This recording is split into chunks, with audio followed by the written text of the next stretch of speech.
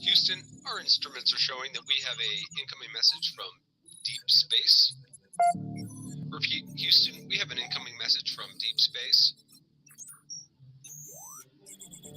Houston, we will begin playing message now.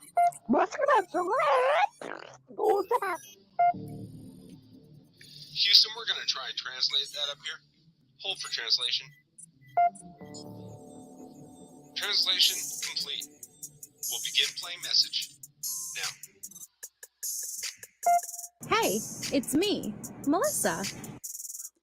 What do you do when the aliens invade? Take a shot of MK Ultra and watch Melissa Jade. Put on your tinfoil hat and tune right in. We got that crime spree, flat earth theories, government conspiracies, a complex Mandela effects, unidentified objects, a mind expanding, fake moon landing, what are dolphins understanding? It's me, Melissa. It's me, Melissa. Aliens is on the sun or in Area 51. Time travels, unravels, haunted castles, cops are baffled, potential experimental thoughts that make you transcendental. It's me, Melissa. It's me, Melissa. Crime sprees, flat earth theories, government conspiracies, complex Mandela effects, unidentified objects of mind expanding, fake moon landing, what are dolphins understanding? It's me, Melissa. It's me, Melissa.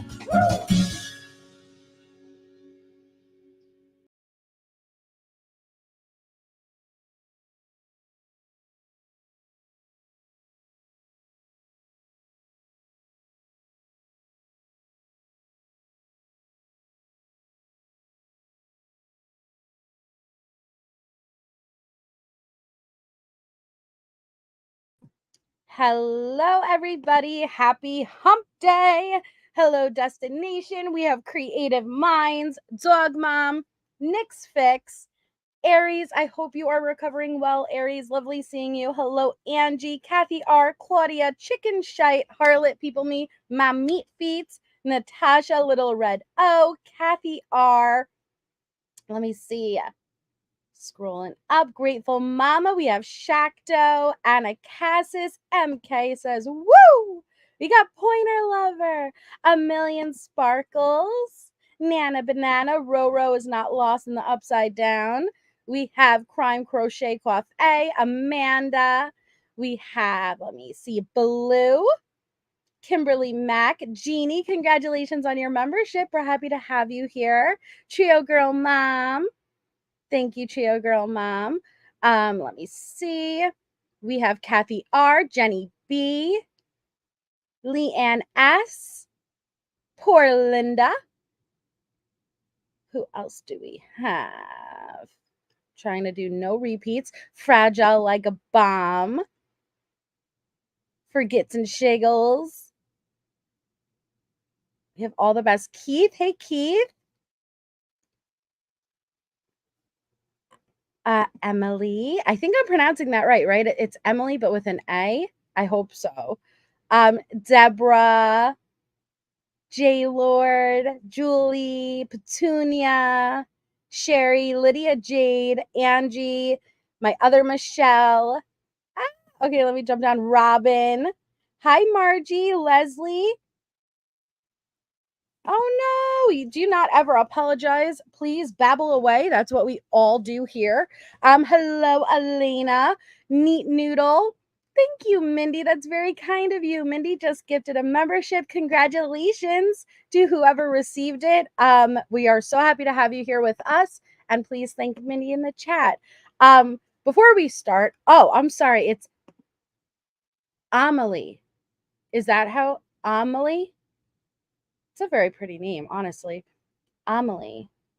I like it. I very much like it. I hope I'm pronouncing it correctly now. Like homily without the H. Amelie. I like that. I like that a lot.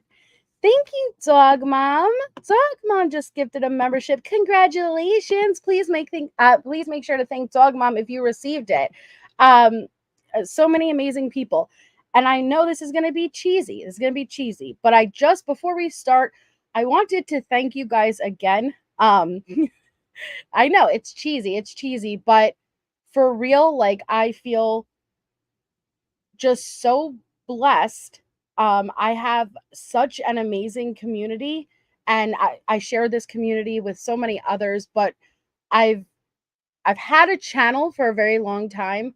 Well, not a very long time, but I've had a channel for a long time, but I have never been so connected with my chat before, where like I just, and when I say that, I'm not trying to be minimizing at all of prior to this, but like I just feel like I have such a connection with the group that we have right now, and I feel, I don't know how I got so lucky to have a chat like you guys and to have so many supportive people and people who just understand me, because I have a very unique personality. I do use sarcasm as like a coping mechanism, but you guys really just understand my personality, and you also share that personality, and I just feel very thankful to be able to get to a place where I feel seen, as cheesy as that is. And so I just wanted to say thank you, because it's all of you guys, and I see so many of you who also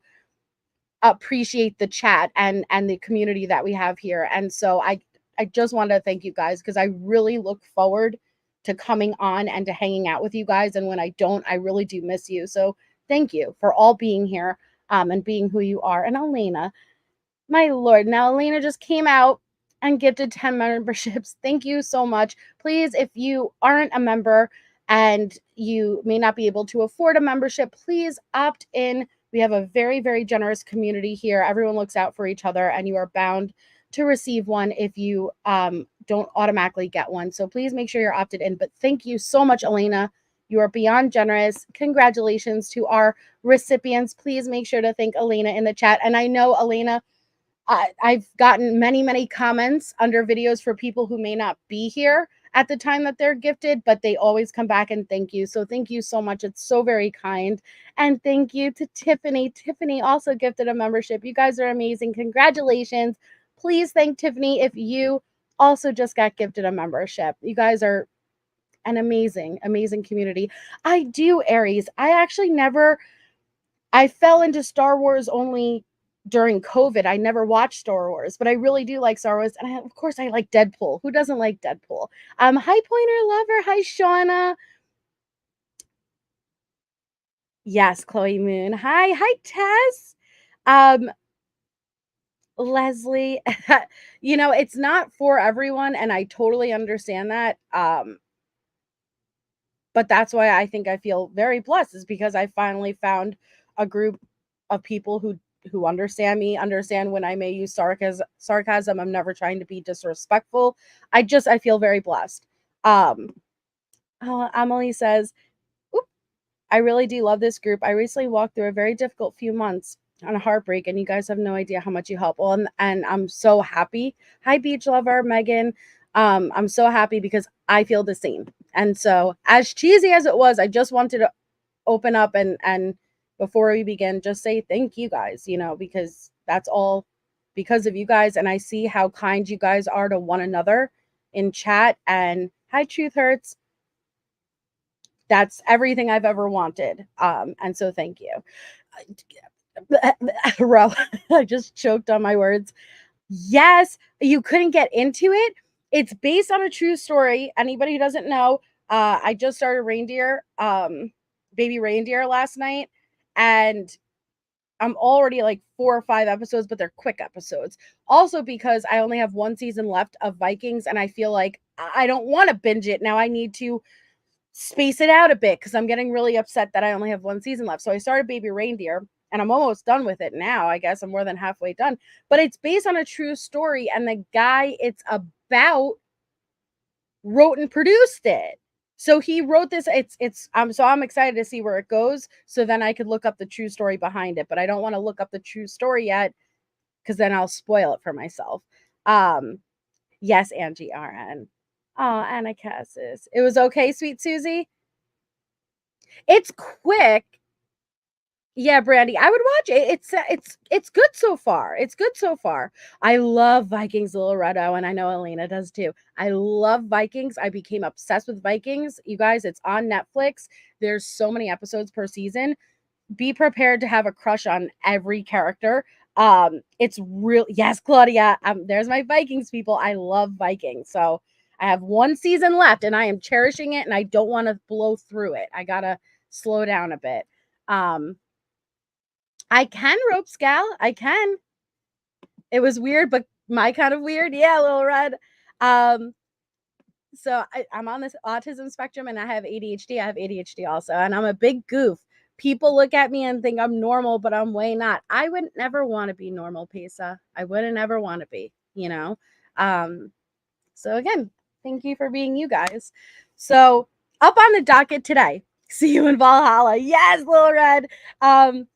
Oh, wow, really? Oh, Donna, that's so funny. Donna says, my husband found out he was a Viking through 23andMe, and now he's obsessed. Oh, that's so funny.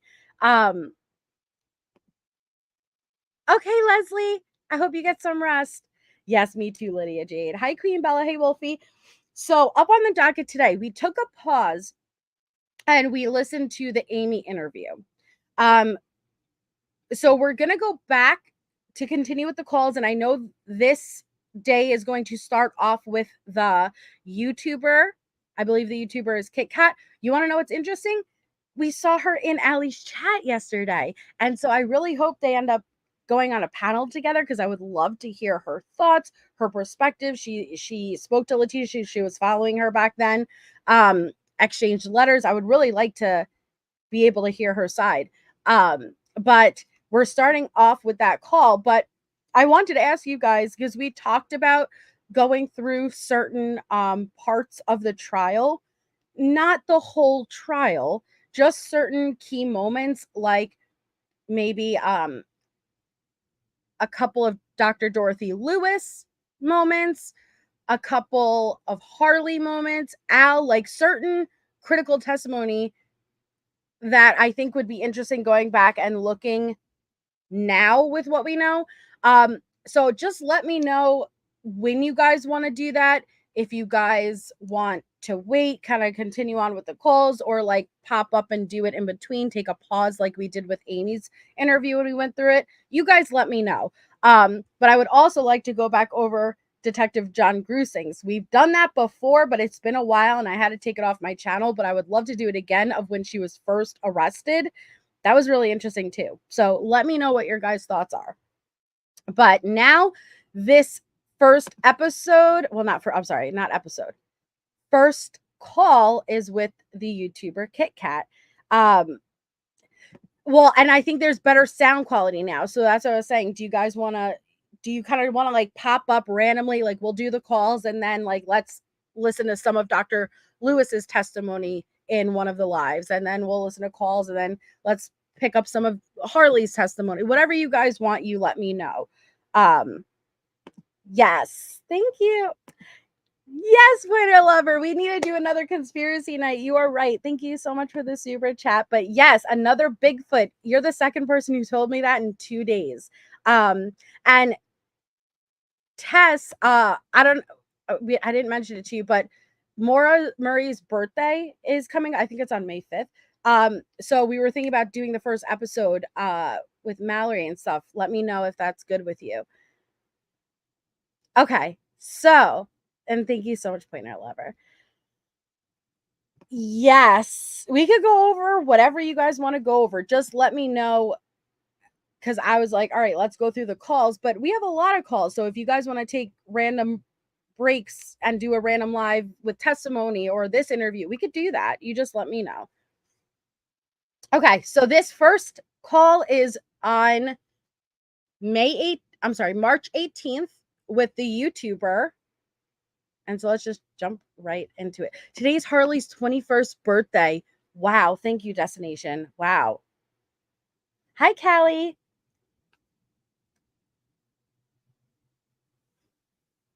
Okay, perfect. Let's just, we'll just roll with it. We'll roll with it. All right, so let's jump into it, guys. You know? Yeah, I will. All right. And I love you, baby. I love you too. Bye. And I'll see you Monday tonight, okay? Okay, thank you so much. With Harley. All right, bye, Love baby. you, bye. Bye. Tell Link. Hello? Hello? Hello? Letecia. Hey, sorry. I had to run upstairs It's again. okay. So I was going to tell you, I'm getting moved to Gen Pop today. What happened? They're moving me to Gen Pop. Oh, that's a good thing, huh? Yeah. Like, I'm not going to cause any problems. So I'm not under restraints anymore. I'm not on 2 deputies. So I'm moving in with population. You know, so. Okay, so this is really interesting because this is what we heard Amy explain, how we heard her call Amy and be like, oh, are you sitting down? Are you sitting down? I signed away the papers to get moved into Gen Pop. So now we're hearing her do her variety of calls. She kind of goes down a list and she repeats the same thing. And this is literally a day before her getting moved into general population. You know, just keep me in your prayers for that. You know, I'm not going to start any stuff. But, you know, there are some cool people about the situation, you know. No, I know you won't. Just, I know you won't. Their biggest concern was worrying about, like, getting jumped, you know, that type of thing. But, you know what? I take Jesus with me everywhere. And so we're just going to tell a bunch of people to stay on the prayer, you know, stay in prayer about that. You know, that I'm not going to speak to people's ignorance. You know, sometimes you can touch people's hearts and minds and pray for them. And I've done a lot praying, you know. And God came to me last night and woke me up and had me read the story of Joseph. And he just kept telling me to be patient, be patient. And then 2 good things happened today. You know, I woke up and I had my investigator here.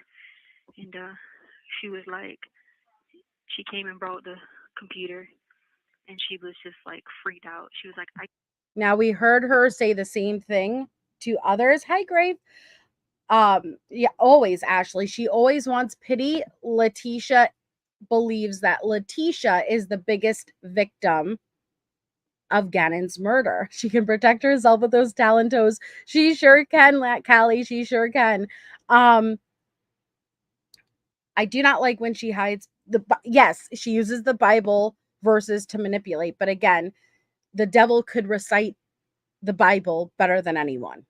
Okay? Exactly. You're not repenting. That's inward. No looking at the man in the mirror, right?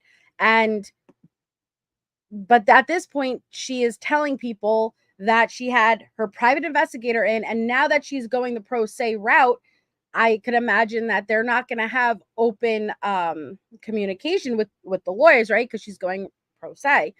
So now she's saying she has this private investigator. Please keep in mind, she is saying Gannon's murder was captured on video, a video in which she has, okay?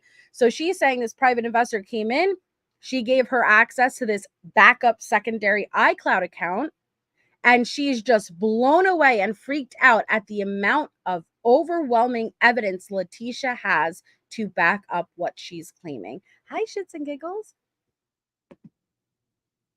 I cannot believe she got to see my evidence. And she was like, I cannot believe you've been beat down like this. She was like, she shook my hand and she was like, we're so glad to work with you. In Tisha's mind, none of this happened. But in Tisha, when she's relaying, because I've almost got to the point where Letecia accepts that she's going down, but she's going to go down pushing the narrative she wants to push. Hey, Legendary.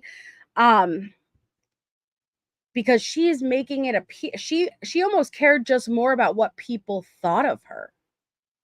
And this private investigator shook Letecia Stauch's hand and said, I am honored, I am glad to be working with you. She's talking about this alleged private investigator, Crime Crochet Coiffé, that is now on her case because she's going pro se. So now she's getting a private investigator. She has Tortellini, I call him, as her advisory. And she gave this private investigator access, and she opened up the laptop and she shook Letecia's hand. I am honored. Oh, really? Yeah. I was going to tell you, I mean, the thing about me, but I'm going to tell you, I had a lot of hate come on me, but now people are finally leaving me alone. And I only had one person told me I'm pathetic, and I had other people message me privately saying that I'm a good person and I'm doing a good thing with you. Yeah, I've been praying about that too because I hate when I hear things like that. People that, get attacked or get whatever. I mean, even like my advisor counselor, people run their mouth and he's a great attorney and he's just helping me as an advisory, like that type. That's Tortellini, who would end up representing you in court, Letecia. Okay? He would end up representing you, so maybe you shouldn't be so judgmental. But I'm not surprised that people sent hate. People do that, like they can't just kind of watch from afar and communicate their issues. They have to reach out and be nasty. But that's why I would like to hear her version and what made her reach out to Letecia. What was it like? What was her mind frame at this time? I would like to hear all of that. But like this girl told me in here, she says, people paint on you, and she said, then we get to come in here and know you in this ward. She said, you're consistently stopping to pray with people, helping people write letters, help this one girl write her Social Security paperwork. She's like, you're at the doors praying with people like, if you don't know Jesus, please let me pray with you. She's like, people don't really get to know exactly who you are. She was like, they only get to see what people get to paint over there. She was like, my just advice to you is, she was like, just go over there and do the right thing. She says, they want to start drama. She said, do what you've been doing, praying for them. I said, I will. I will continue to do that. I said, because at the end of the day, they don't know what I know. And they don't get to see what I let a few people in on to see. And I said, and that they know. I said, and those are the people that could. So only a few people are allowed to come in and see the evidence that I have. Why? Why? Lord knows if you had evidence that could exonerate you, that could set you free, and to hold the true person accountable for Gannon's murder, why wouldn't you be screaming that from the rooftops? Sit here right now and be like, wow, this is definitely not what it seems. I am, only a few people have got to see that and got to do that. But, that's just a start. And so it was kind of like a looking up, but I just wanted to let you know, I don't have but a few minutes before they take me over there, but I was going to let you know, because it might be a few days before I could ever call you again or whatever. I don't know how it's going to work. I don't know. I know they're going to keep me no cellmate, so I'll still be no cellmate. Will you still be in the same building? Yeah. Like if I send you a card? Yeah, I'll be in the same building. I had to sign a paper that they're releasing me from protective custody and my reasons why, and why I was wanting to come off the restraints and the 2 deputies and all that stuff.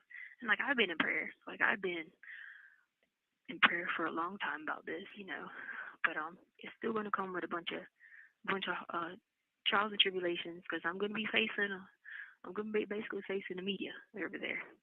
You know what I mean? And not just the media, but the people, and so just keep me in your prayers with that. I'll do the right thing. I do. I think about you all the time, just so you know that.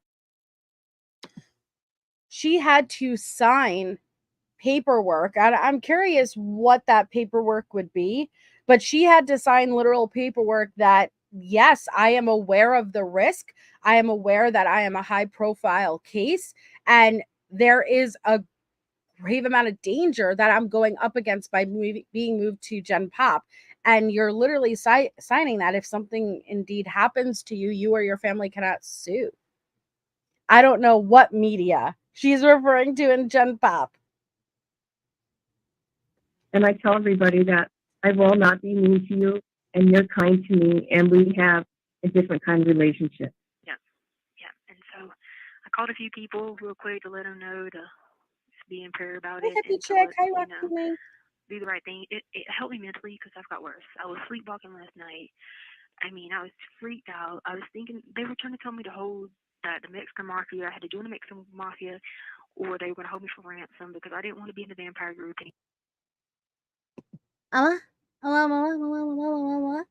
You need to join the freaking Mexican Mafia right now, or we are going to hold you for ransom. But Tisha, Miss Ma'am, that's not the narrative you put out the day before, it was join the Mexican mafia or you will have to hold somebody for ransom. Now it's you who's going to be, who's holding you for, who's going to be willing to pay for your ass to get out of being held hostage. It ain't me. It ain't, I can't imagine anyone besides maybe Aunt Brenda paying to get your ass out. But that is so, like, listen to that. What is that? Welcome, Punksy. Thank you so much for becoming a member.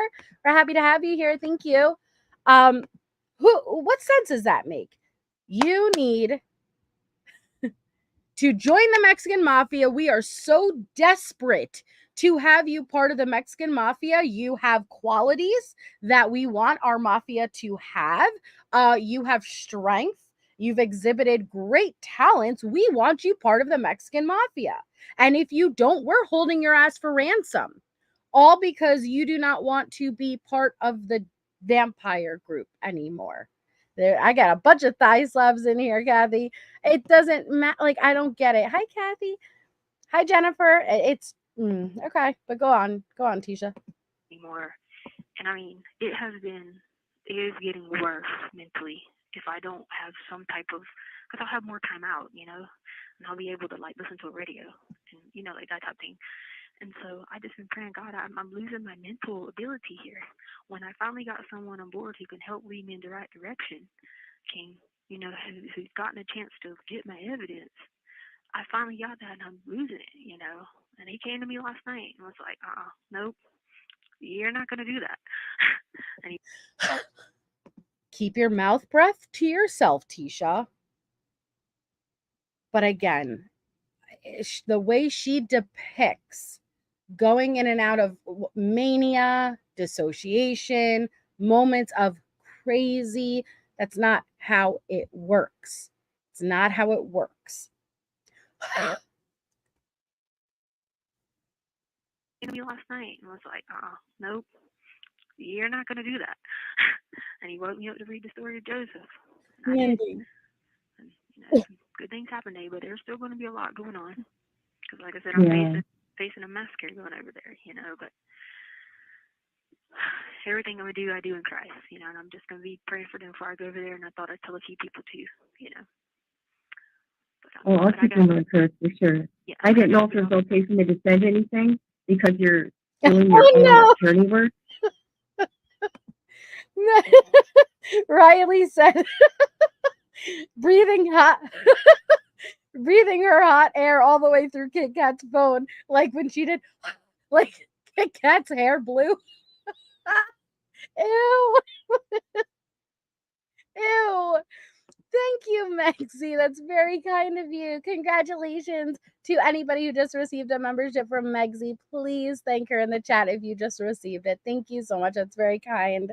Thank you. And thank you, Musicity Mom. 11 months, 11 glorious months. I appreciate every single one that you've been here. Thank you so much for the support. That's really funny, though. Every time Tisha goes, the breeze comes through the phone. It's funny. Oh, that hot Cheeto breath, that shebang for you. She shebangs you, baby. Oh man. Hey, Yellow Lemons. You said what now? You know what I mean? You're doing all your own paperwork. You're representing yourself now. So I just haven't written a letter. And I got the advisory council, and I got the lady. When she came today, I really feel like for the first time, I actually had somebody who believed in me. Because when she got to find out, she just was just looking at me like, wow. You know, and that felt really win-win. Good, you know. And so I know it's still a long battle ahead, but that was a good thing. But anyway, so I got to get off of here because I got to get my stuff ready. I need to call Harley back one more time to let her know I need to cancel the video visits. By the way, if you download that app, you'll be able to schedule a visit on Getting Out. Hey, T. Adams. And oh, really? Yeah, so I'll have time out, and you can send me pictures if you want to. Why is the name of that app Getting Out? I'm really interested in that. Maybe it's for preparation and communication you could have with inmates to get out, but I think that's a very interesting name of the damn app, Getting Out. Well, spoiler alert, you ain't getting out. I was just thinking that the cartel must have heard about her doctorate degree and 180 IQ, so tried really hard to recruit her. You know what? Shame on me for not acknowledging this is a fucking doctor. This is somebody who has an IQ of 20 more than Albert Einstein. Okay? Hey, Callie. How dare I? Or whatever. Yeah, so you can see who you're talking to. Yeah, it's called Getting Out. Just download the app. But just so you know, you need to use the Safari browser or something like that, because, or Edge. Safari? Or Edge, because Right, Chrome chicken? makes stuff crap shut down. And I'll get back with you and give you my timeout, and I'll have a better schedule of a timeout then. Thank you. You'll be able to schedule like a 15-minute video visit if you want. Oh, that'd be awesome. Cool. All right. So I thought I'll let you know that, and I'll be in contact with you short, like in a few days or so. Okay. Okay, bye. Okay. Global telling. So right now, and thank you so much, Hippie Chick, for being a member for 11 months, so close to a year. Thank you so much. I appreciate you. She is making her rounds. Hi, Becky P. She's making her rounds right now, calling everybody. She is excited, but I wonder, like, how nervous she was, because she was nervous. There was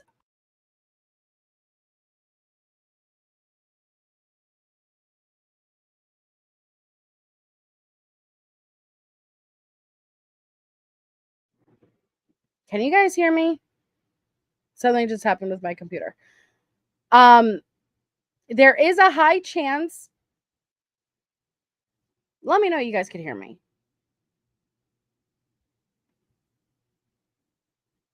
Okay.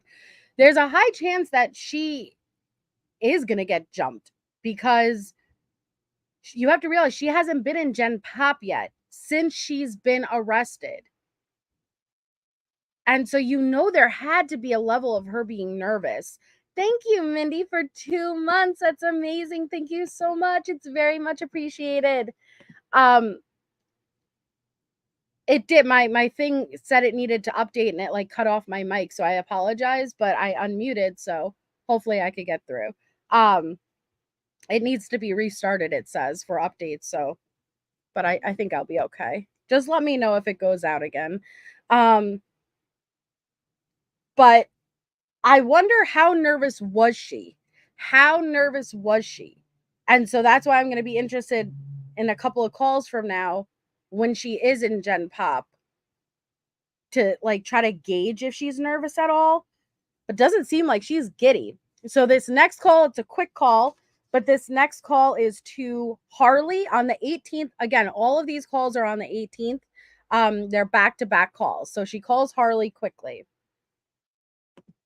Thank you for using. Oh, absolutely. Hey. Yes, Mandy. Hey, will you do me a favor? Can you text my investigator for me? Yeah. I got the phone real quick. All right, what do you want me to say? The number's 303. Oh, this is Amy. Jade, I'm so sorry. I'm so sorry, guys. I was reading my wrong line. This is not Harley. This is Amy. It's back-to-back calls with Amy right now. I'm so sorry. So she hangs up. Actually, so she lied to Kit Kat. I was going to say, I thought she did a call with Harley before this, and she did. So she lied to the YouTuber. She did not hang up and call Harley. Hi, Earth. She was already speaking to Harley before she called the YouTuber. So now she hangs up and calls Amy Lang. So let me go back. I'm so sorry for the wrong context. I got the phone real quick. Hey, will you do me a favor? Can you text my investigator for me? Yeah. I got the phone real quick. So again, can you text my private investigator for me? Why the Elmer Fudd does Amy Lang have the details for your private investigator, yet your family does not? Yes, Amy Lang, thank you. Why? And Amy, you were fine. Now, please keep in mind, Amy did not become Letecia's power of attorney until December 2021. We are in March 2021. So you are watching, this is the very really beginning of their relationship. Yes, they sent letters, but we're listening to the first calls, man. And it eventually 9 months from there involves into Amy becoming her power of attorney. And we all know what happened there. Thank you, little red O, for the super sticker. It's very, very kind. Thank you so much. It's very much appreciated. Thank you. But Amy had no problem. Yay, Snapdragon. Amy had no problem giving the cartel, as Letecia told her address, her phone number, and communicating to them, putting her own children at risk, mind you. Thank you, Shauna, for 5 months. Love the channel, always laughing. Thank you so much. It's very much appreciated. Thank you. So, okay. Amy's like, sure, let me pick up my phone. Hold on 1 second.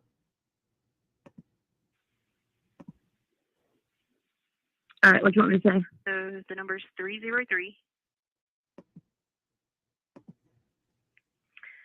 And just say, you probably should put my first name. I said after she left today that they came and told me they were removing the restraints and they moved me to Gen Pop, just so she knows. Okay. Because me and her was talking about it when she came earlier about if there was anything I could do to be able to work with them more. And I was going to let her know she didn't have to do that because now, you know. Should I declare that?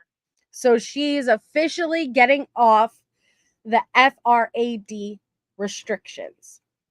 When she would go to the law library, she would be shackled because she is on the FRAD restrictions, because she's had numerous attempts to escape, and because she's attacked officers, and she is high profile. But when she signs these waivers to go into Gen Pop, she's also getting out of these restrictions so she could have free movement at the law library and not be shackled. But please, if you were not here, I think it was part 1 of Amy's interview, we always laugh about the Great Escape and how Letecia tried to bust out of her window with a broomstick. 2 weeks prior to that happening, her ex Travis received a really lovely card from Letecia. All of it was very nice. But inside the card was a pamphlet, a religious pamphlet. And inside that pamphlet was a note asking Travis to help her escape, to break her out. Heath Ledger from The Dark Knight backing a fucking school bus into the bank style, okay? The jail never found out about that, or else she would have gotten another charge. But 2 weeks prior, she was asking Travis to break her out. And why is she on an FRAD? No reason at all.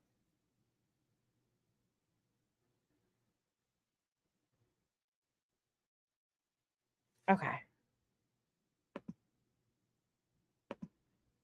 Oh yeah, and would somebody who is fully innocent and even has the murder caught on video, what are you worried about? Why do you need to escape? You're going to be cleared, right?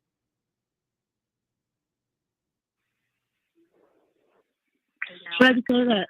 Should I sound like your cousin or something? Yeah, just say cousin. You can say you're my cousin. Okay. My long lost cousin from North Carolina. I'm not sure, right? Lisa. Yeah, I mean, like 30-ish minutes away from Lumberton, might as well be. Yeah. Okay, so I just said, hey, this is Letecia's cousin. After you left today, they said they're removing her restraints and that they're moving her to general population. Yeah, and I basically just wanted her to know. Okay.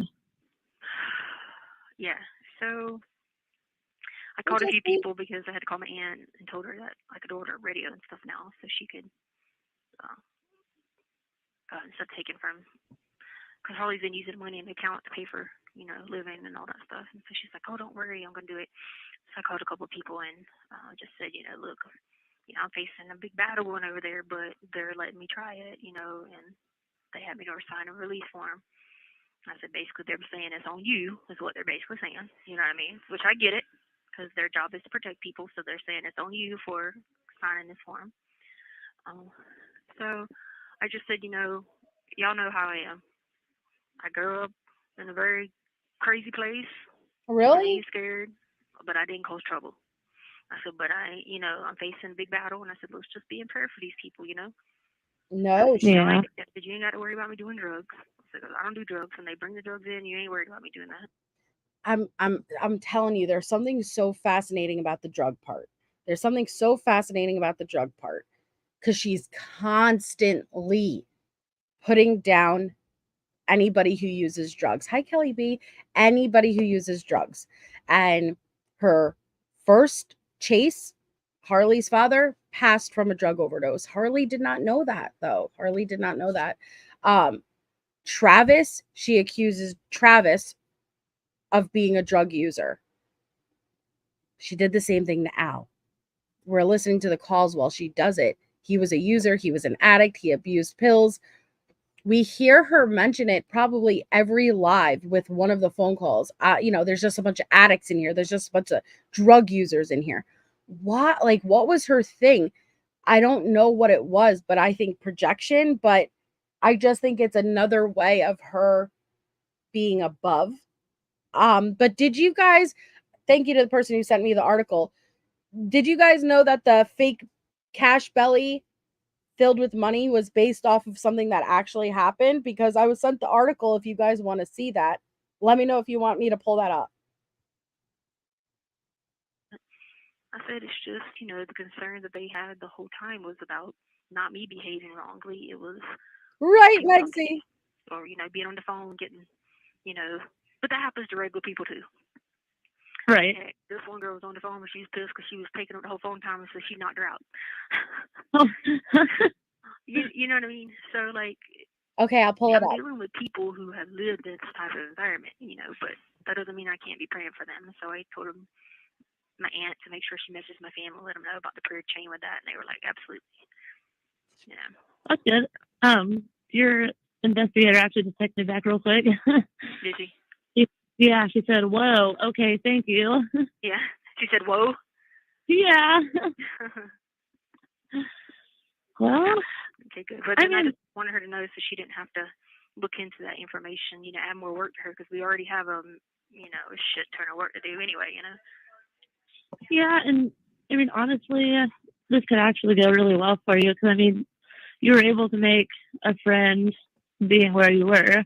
Yeah. So, you never know. You might actually meet some people there that are, going through some things on their own. You might actually hit it off and make some friends there that'll, help look out for you and stuff. Well, like this other girl just told me when I went to go get my book back from her. She was like, look, T, she goes, you got to understand. She's like, there's people in here who have actually, took children, molested them, raped them, she was like, stuff like that. She said, but you don't know it because they don't blast them all over the news. Yeah. She was like, I know you. Exactly. When I hear that she hasn't really been beat up or attacked, that doesn't mean everyone is cool with her, versus she's among inmates who have similar charges. She's among the worst of the worst. This isn't, white collar crimes. This isn't, charged with drug, no, this is the worst of the worst that she is on. But there were many times she's had many issues with inmates that were screaming at her. Remember? Yeah. Inmates that were screaming at her, child killer, da da da da.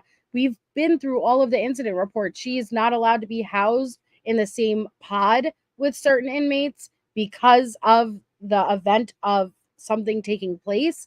But not everyone's going to be against, and everyone can be bought, right? If you're valuable to them with commissary and books, and they're going to keep you around. You know what I mean? Thank you, Elena. Elena just gifted 5 memberships. Please thank Elena in the chat if you are a lucky recipient. That's very kind, Elena. Give me my black heart, though. Thank you. I just want my black heart. That's very kind. Congratulations to anybody who received it. There it is. Congratulations. Thank you so much. Hey, Stephanie. Yeah, she's monitored constantly. That's the real reason. Right. She's very much monitored. But again, if you are valuable, it's a system in there. It has its own rules. The truth is, inmates run the place. They really do. But if you are more valuable around than you are not around, they're going to keep you around. Not everyone. Some people are not going to have it. But I am surprised that there hasn't been any really bad incident, but I think she's very cocky in there. She feels comfortable. Hi, Abellis, please drive safe. I hate putting groceries away. Hi, Nicole B. You will know. She said, when I came in here and got to know you, she said, I looked at my roommate because she had a cellmate. She said, I said, they something up. That girl ain't did what they said she did. She's like, it's just, she says, That people are saying that girl didn't do what she said she did. No, I'm sorry. Oh my goodness. Abellis gifted a membership. Thank you so much, Abellis. Congratulations. And then Little Red gifted 5 memberships. You guys, thank you. That's very kind of you. Congratulations. Please thank Abellis and Little Red if you happen to receive the membership. Again, most generous community here. Thank you so much. Congratulations to all of our new members. That's amazing. Thank you. It's raining. I know. We have an amazing. You guys take care of each other. You guys look out for each other. I'm just so blessed. Thank you. Yay, Amanda. Congratulations. They did, Little Red. We went. This is why it's so interesting to have gone through all of those incident reports and all of the kites and the observation logs, because we know when she's lying or not. We know damn well what was going on. And they did not, there were a bunch of people that did not like her, and they were screaming, baby killer, child killer, Letecia Stauch, I know who you are. But yeah, there hasn't been any, as far as I know, physical altercation, but she got to the point where she's comfortable. She's cocky, she's comfortable, and she's even taunting other inmates. So I hate that. I hate that. it's not right. She's like, it doesn't make any sense. She was like, that girl's always at somebody's door praying, doing this, doing that, helping I hope the them, doing that. cartel. I write social security letters for people, letters to different companies for people. I go pray with people. People coming on drugs, like that type of thing. Like they see there's something missing, And so, Yeah. And so she was like, that's just the key. She was like, just say it to people. Look, you don't know the whole story. I don't want to talk about it. Just leave me alone. Welcome, Peter. And it's one thing to read the stuff that people put on, social media and the internet and on television, but it's entirely different when they actually get to know you face to face. And I think that's going to change a lot of people's perception, And the biggest thing is there's TVs in there. So, the media is going to light it up when they can. You know what I mean? Oh. No. And there's TVs in there. She's referring to Gen Pop. And they're not going to light it up based on when you're in Gen Pop. You're all over the news and the media at this point in time on your own with everything you're doing. And you're more focused on how it's going to affect you versus how it's affecting your child. You never once acknowledge what she is seeing everywhere, what her friends must be seeing, how it's impacting her. You're not communicating at all, telling her, hey, here's a heads up. I'm going to be going pro se. This is what you could expect. Don't be shocked when you see it. Your family's already communicating to you how concerned Harley is, and you just never once worry about that, but you're worried about it being on in the TVs when you're in Gen Pop. Oh, yeah. That's just because that's what they do. You know what I'm saying? But, at the end of the day, I know someone greater than that, greater than the media, greater than the powers that be here, and all power and authority has been given to him. And it wasn't meant to be easy. He didn't let it be easy for Joseph. He didn't let it be easy for John the Baptist when he got his head chopped off. What's that saying? It's like nothing good in life comes easy, or something like that, No. And, so I called him at Harley, and she was a little worried. I said, Harley, you know me. She's like, I'm not worried about you, Mom. I know you're good by yourself, one-on-one with somebody. I was like, listen, I know. You know that. she knows, like, anytime she was the time at Burger King where people come up and try to do something to the kids, and then I'll stand on top of the table. I was like, you will not mess with our kids. And then someone run me over with a stroller at Disney World, and the back of my leg was like pouring blood. I said, excuse me, ma'am, you could at least said you sorry. And she was just like, running her mouth about something. I turned around, I was like, oh, we can do this here, but we're gonna move away from the kids section. I said, we're gonna move away from the kids section. We're gonna go on the adult side. Harley remembers, because like, I ain't gonna take no junk, but I don't start stuff. I'm not gonna just sit there and be. But I've changed a lot more too over the years, because you grow more in Christ and you mature more as an adult. Mm-hmm. Oh yeah, you matured more as an adult. See, this is what I do find fascinating about her personality disorder, and borderline personality disorder really hits the nail, in my opinion, because she does not struggle with a mental illness. Please understand there is a difference. It's a personality disorder. But within the borderline personality disorder, one of the symptoms is a skewed self-image. And I think she really, with Harley, even when we hear how Letecia speaks to Harley's friends when she gets on the phone with them, like, yo, what up? Hey, girl, hey. She thought she was one of them. Letecia doesn't, because to even hear her say she's really matured as an adult, no, you've been an adult. You've been an adult, like you were in your late 30s here. Yet she perceived herself to be like Harley. Even when we see the comparisons, I'm almost at the size of you, Harley. No, she wasn't. Even if she did lose weight, she was nowhere near the size of Harley. I think she just desperately wanted to be like Harley. For whatever reason, she was not satisfied and sufficient with what her life had, even though she had everything, right? She had the home, she had the husband, she had the kids, she had a beautiful life, and it all went to waste because you did not appreciate it. And then you took away everyone else's lives. And I don't know why she perceived herself as this young, hot chick. Like, I really think she saw herself on the same level as Harley, and that comes in to her personality disorder. Well, personality, disorder. And this ain't even worth my time of day. Like, you ain't even worth, like, none of these chicks in here are worth me getting a charge. None of these chicks in here are worth me getting anything violent, because at the end of the day, when I walk out of here, because I would not be found guilty on these charges, that's going to say a lot too when they say, wow, she's not violent. She doesn't do this. You know what I mean? Here we go again. Is this real confidence or is it fake confidence? I am going to walk out of here free. These charges are not accurate.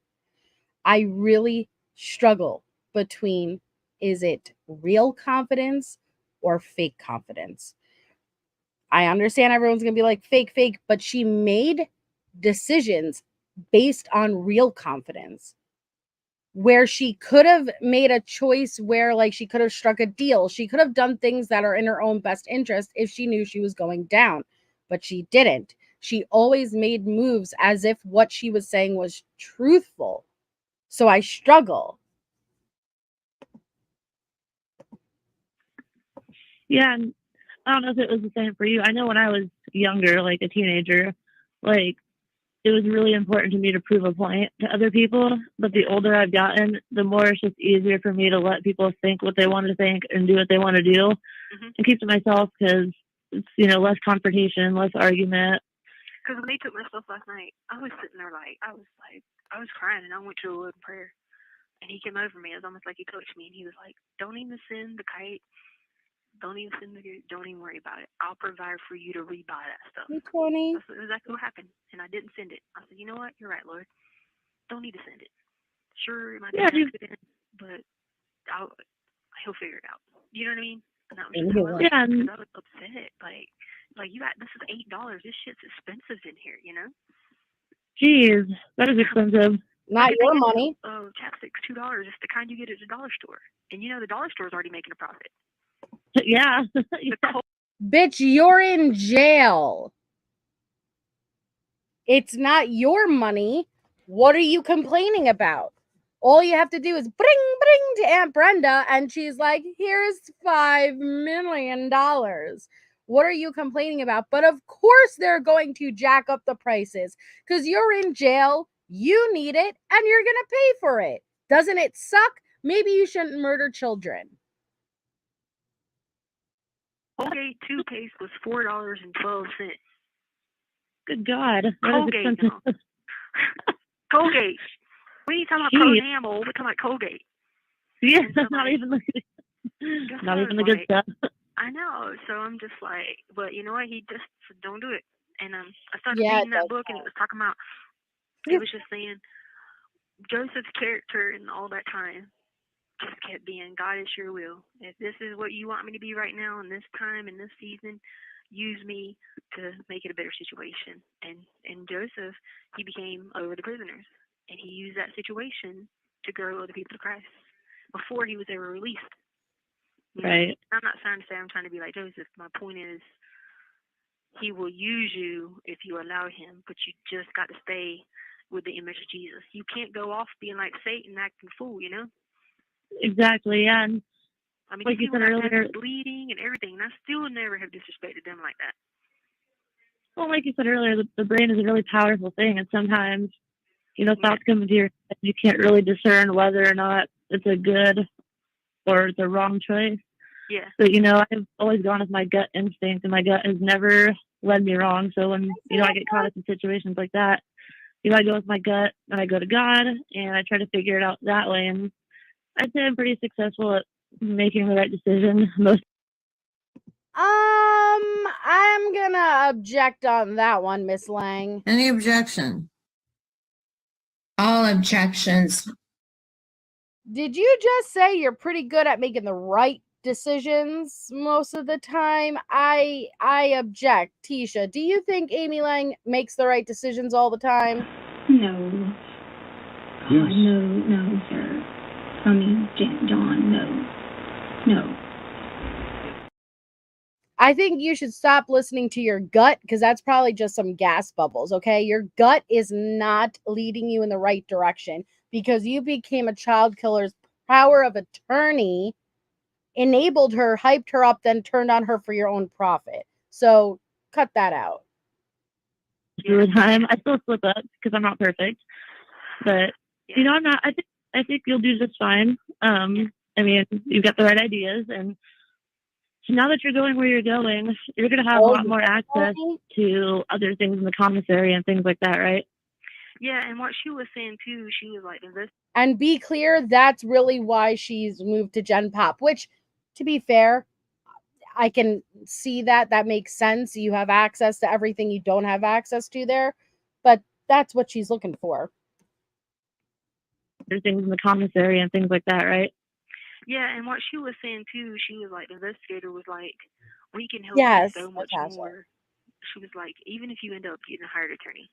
You have 60 seconds remaining. She was like, and I know your family was talking about it, you know, so I heard a few things here and there. And yeah, sorry. She was talking to something. But anyway, she was just saying that real quick. I don't even know what I said. I'll think of it and tell you later. But hang up. They were asking me about lunch. But okay. Well, I was going to say, I got my stimulus check. We got like a decent amount. Okay. So when you get to where you're going, I paid up on all my bills. When you get to where you're going and you get situated, hit me up and let me know. And I would like to give you some money so you can treat yourself to something nice, you know. Treat your children to something nice. Sorry, but this is going to make me mad. And it's not my business what anybody else does with their money. I'm aware of that. But you had, from what I saw, 2 beautiful daughters, Amy. You had 2 beautiful daughters I saw come on screen. Treat them to something nice. They are the ones deserving of something nice. Miss Brenda provides Letecia with as much commissary as she wants. Take that money and do not take it out of your own kid's pocket. But you want to know what's so much more valuable to children than money? Your time. Believe it or not, your children would choose the time with their mom over getting a toy from Target. I'm telling you. And instead of taking all that time for a child murderer, your children were asking for your attention. And I would have gotten the fuck off that phone and given that time to my children. In the commissary, some more Colgate. Yeah, they're moving me next door today, but like I said, I don't know the timeout and all that stuff. So just if I don't call you tomorrow, the next day you'll know I'm alive. Yeah, let me know what's going on for sure, and I'm definitely gonna send some money your way so you can Okay, treat cool. yourself. The visits over there are a lot better because you have more time. Okay, great. Awesome. All right, Bye. Okay, cool. She is the most entitled person. Not, oh, that's really nice of you. You don't have to do that, but thank you. Okay, well, I'm gonna be within the next two days, so you can hit it up over there. Okay, cool. She's entitled. That's why I wish nobody gave her shit, so she could truly experience what it's like having to do things on your own and earn the $2 that you have to pay for that shitty Colgate. What's wrong with Colgate? Don't Colgate shame. Don't paste of the tooth shame. You're in no position. But okay, we're going to pause. The next call again is with Amy Lang the next day. But I'm going to pause real quick because there's a stop, drop, and roll I promised to Natasha from last night, and I will stop, drop, and roll you. And we will go into the fake Cash Belly article for anybody who's never seen it, that Letecia actually took this from a real life event.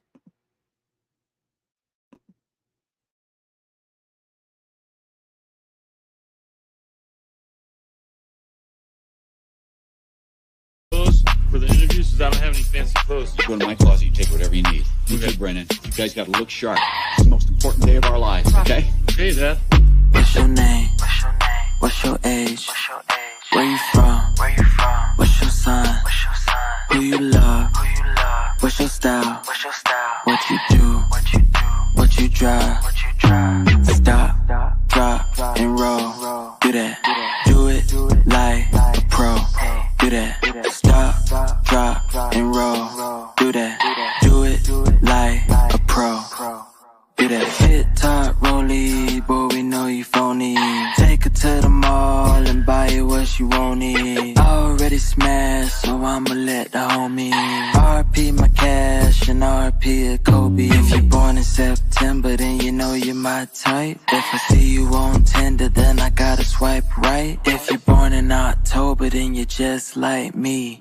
Here's a resume, can you fill this out, please? What's your name? What's your age?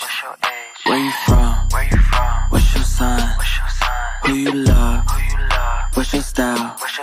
What you do? What you drive? Stop, drop, and roll. Do that. Do it like a pro. Do that. Stop, drop, and roll. Do that. Do it like a pro. Do that. Oh, you know you phony.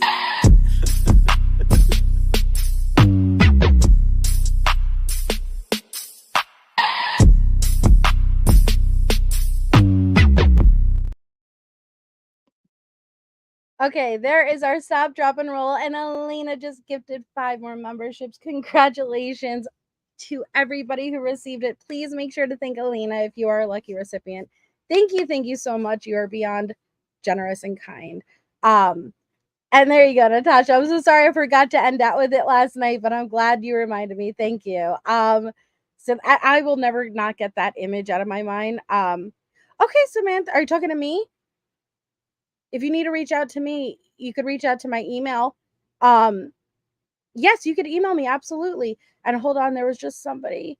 I saw a comment I just wanted to say. Hold on, let me jump up. It was going fast. Oh, Samantha. It was, no, hold on. Let me see. Where is it? I don't remember where the comment with. Oh, it was Misty. Just got admitted to the hospital and got 2. I hope that everything is going okay with you, Misty. I'm sending you lots of love and prayers for a speedy recovery. Please let me know if there's anything I could do.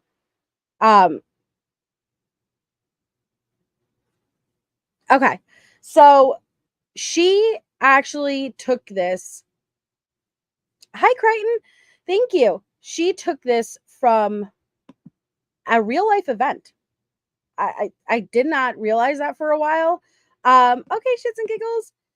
So this is Colorado Springs Mexican restaurants accused in money laundering scheme with ties to El Chapo. So where did this come from? Where did this start? Letecia's not smart enough or original enough to have started this on her own. Samantha, you could reach out in my email. My mods just dropped the email and it's in a Nightbot, and I'll talk to you privately. But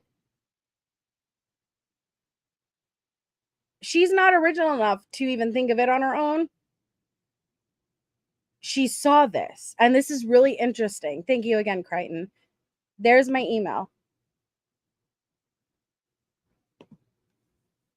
I'm going to get to that, Megzy. Okay. So this was March 1st, 2019.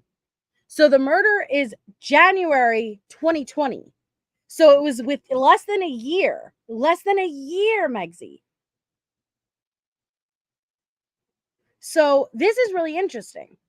March 1st, 2019, it was updated May 6th, 2022, but the original was March 1st, 2019. See it? So, and we heard this in the pretext calls. She referenced a chain of these restaurants money laundering. She even mentioned it in one of the calls to the tip line and said that they were kidnapping kids in the back of the van and the whole money laundering scheme. And so it says Colorado Springs Food Distribution Company and at least 6 local Mexican restaurants are linked to the, and I apologize if I'm not pronouncing this correct, are linked to the Sinaloa cartel and drug lords Joaquin El Chapo Guzman Loria and Ismael El Mayo Zambada Garcia, says a recently released federal complaint providing the first evidence of cartels operating in Colorado Springs. Oh my. A cell phone of Jose's, who purported to own the unregistered wholesale distributor El Potosino Foods, had significant contact with suspected cocaine distributors in the city and in El Pueblo, and was linked to Guzman's and Zambada's trafficking, the complaint says. The 6 restaurants and El Potosino, which means the one from San Luis Potosi, Mexico, an area associated with drug cartels, are accused in a drug money laundering scheme in the sealed federal complaint filed in November. A 50-page version sanitized of confidential information was filed publicly February 22nd. It alleges that El Potosino was a front company used to funnel drug money through Mexican restaurants in Colorado and Wyoming. The restaurants would buy food from El Potosino and accept invoices for items they did not order or receive, so checks could be cut to the company and Aguilar Martinez, who is in the U.S. illegally, the complaint said. Okay? All right. So let's keep going here. El Potosino is not a registered business. Its website is inactive, and no other wholesale food distributors in Colorado Springs were even aware of its existence or that it purported to compete with them. Authorities have seized more than $1.5 million from 15 banks and 2 safety deposit boxes of the restaurants. In Colorado Springs, those are 3 Taco Star eateries at at these addresses. A seventh restaurant with ties to Colorado Springs was also named in the complaint. Rodolfo's Mexican Grill in Wyoming, where the investigation began with a suspicious vehicle purchase. The 2 seized deposit boxes tied to Monica's taco shop contained more than $800,000. Authorities believe a woman accessing the safe deposit boxes faked pregnancies to make deposits, carrying the cash inside of a false baby. A what? Oh, what'd you say? A what? A what? She did not. Tanya, oh my goodness. Tanya just gifted 5 memberships. Congratulations if you are a recipient. Please make sure to thank Tanya in the chat. You guys are so beyond generous. Thank you so much. Congratulations to our new members. I did not realize until probably trial that this was based on a real story. Okay. So she saw this and was like, that's it.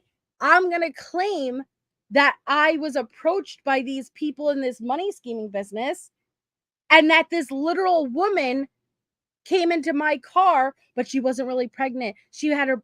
Listen, there is a big difference between walking into a bank to deposit a large amount of money to a safety deposit box and having a fake belly to store that large amount of money versus you picked up appearing to be a pregnant woman, but she didn't really have a pregnant belly. It was cash money. That's not, come on, man. It's like Breaking Bad, yeah, but a bad version. So she was carrying the cash inside of a false belly. So El Chapo was considered the world's most powerful drug lord until his federal conviction this month on 10 counts of drug trafficking, money laundering, and use of a firearm in decades of grisly killings to further his drug enterprise. So she's against drugs. She's against drugs, but her baby daddy is part of one of the biggest drug enterprises. Does that make sense? Make it make sense.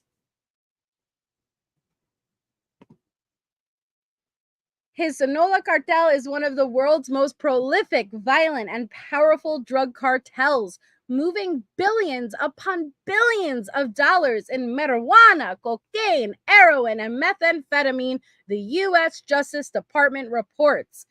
Guzman is a known escape artist as well. In 2001, he spent $2.5 million in bribes to escape the maximum security Puente Grande prison in Jalisco, Mexico, in a laundry cart.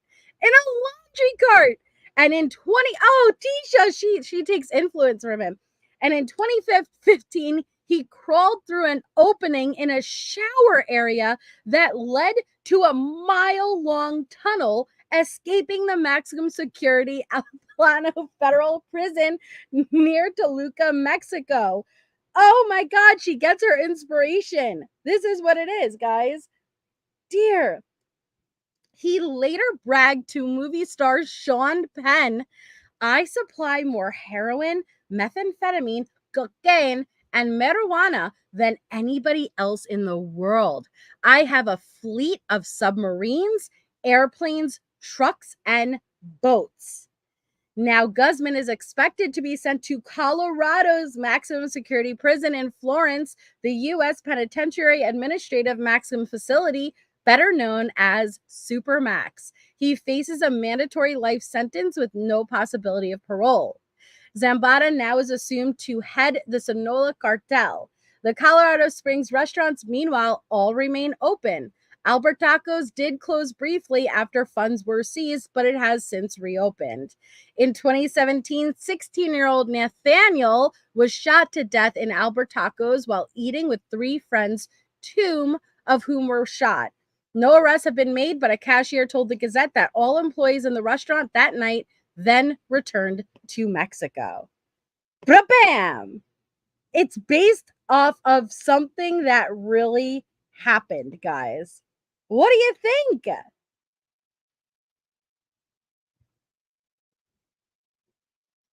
I can't believe, I don't know. It's just so bizarre. Oh, Abellis, I'm sorry I didn't see you. Congratulations. Thank you so much, Abellis. Congratulations to whoever received Abellis's membership. Please make sure to thank them in the chat. You guys are amazing. Thank you so much. I can't believe it.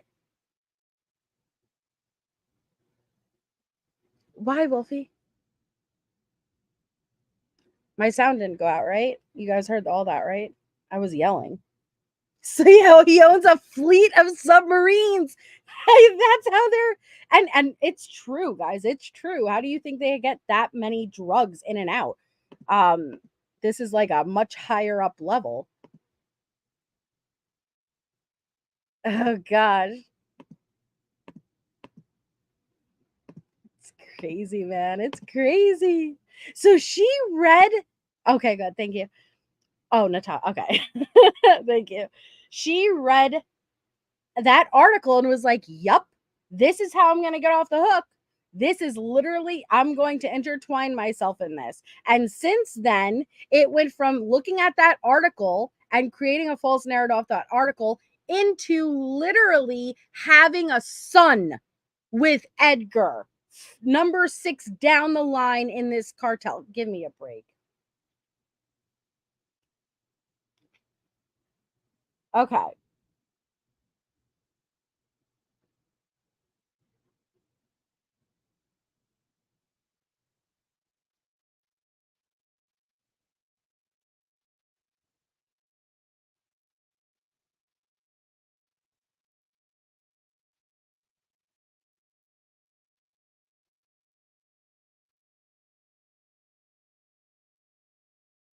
All right, sorry.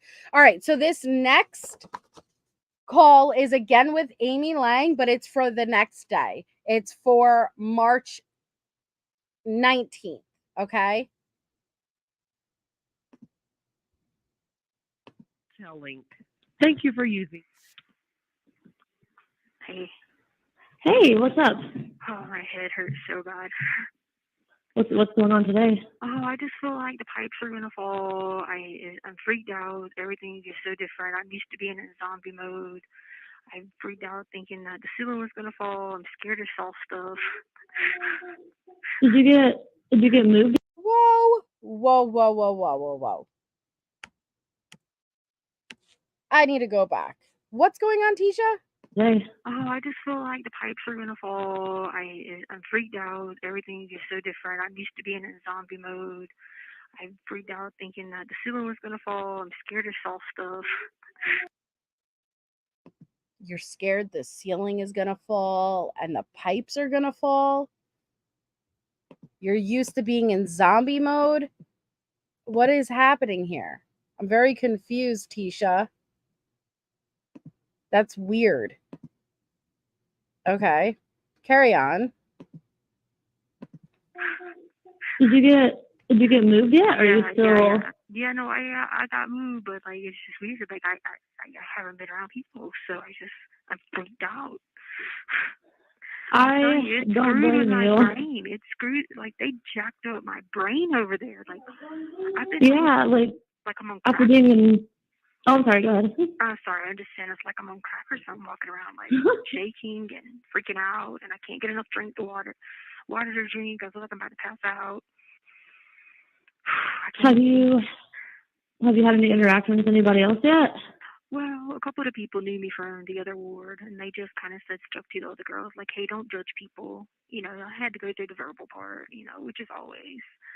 But I've been out. It's kind of, you don't really get the 3 hours out. Okay, so she's in Gen Pop now. We have officially, this is interesting because I want to go to like the jail files. This is March 19th, and she is officially now moved into general population.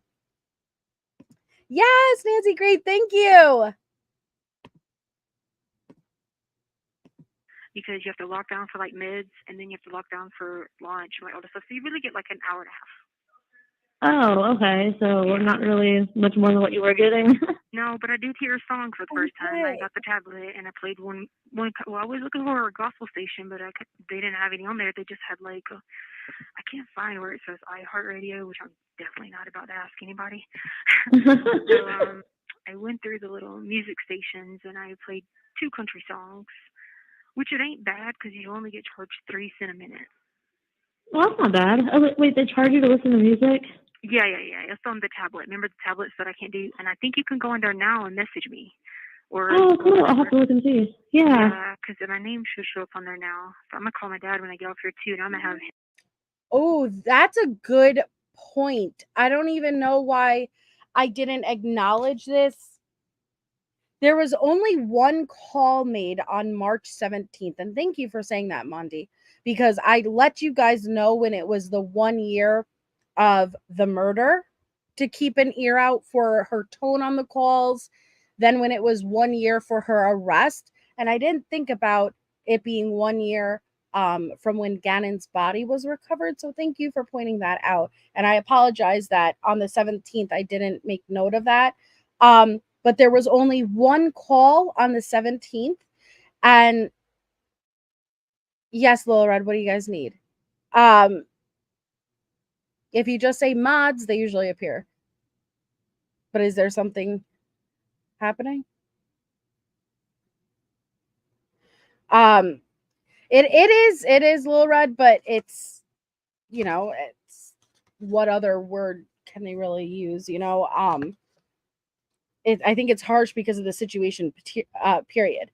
But there was one call made on the 17th, and it was just to Aunt Brenda, and that was the last Aunt Brenda call we heard. And there wasn't, from what I remember, there wasn't any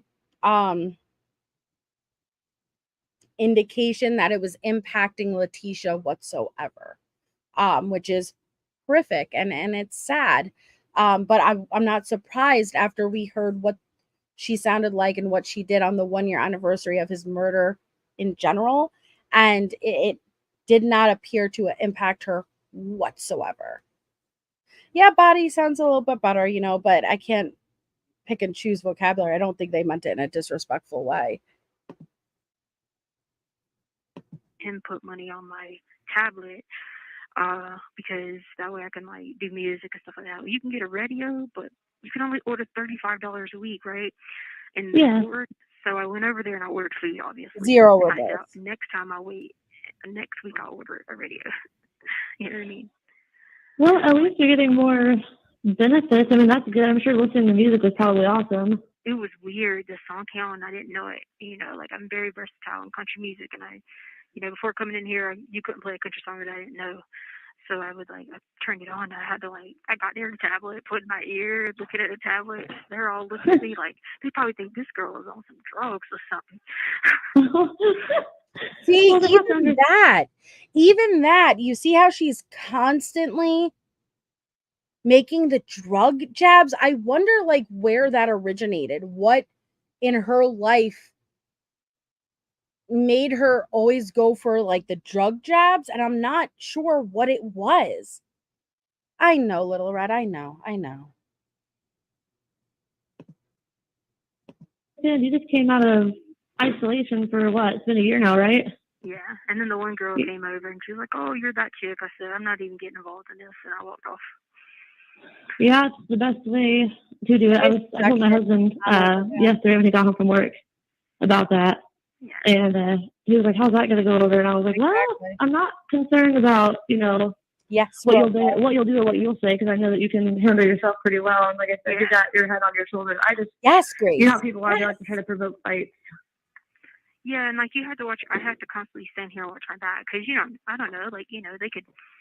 I don't know if they really do this, but I know the guys upstairs, they'll pay somebody to go down and just hit somebody blindside them. You know what I mean? Which we're talking about. We're talking about gangs. Yeah. You know what I mean? I don't think the women are that in that many gangs or stuff like that.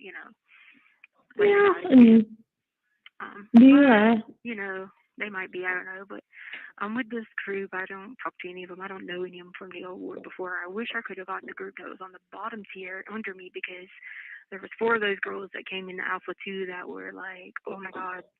They spoke to me last night, and they were like, don't worry, we got you back. Don't worry about it. I'm like, you ain't even on my timeout, but okay. They like, so they were like, we just meant like, we ain't going to turn our back on you.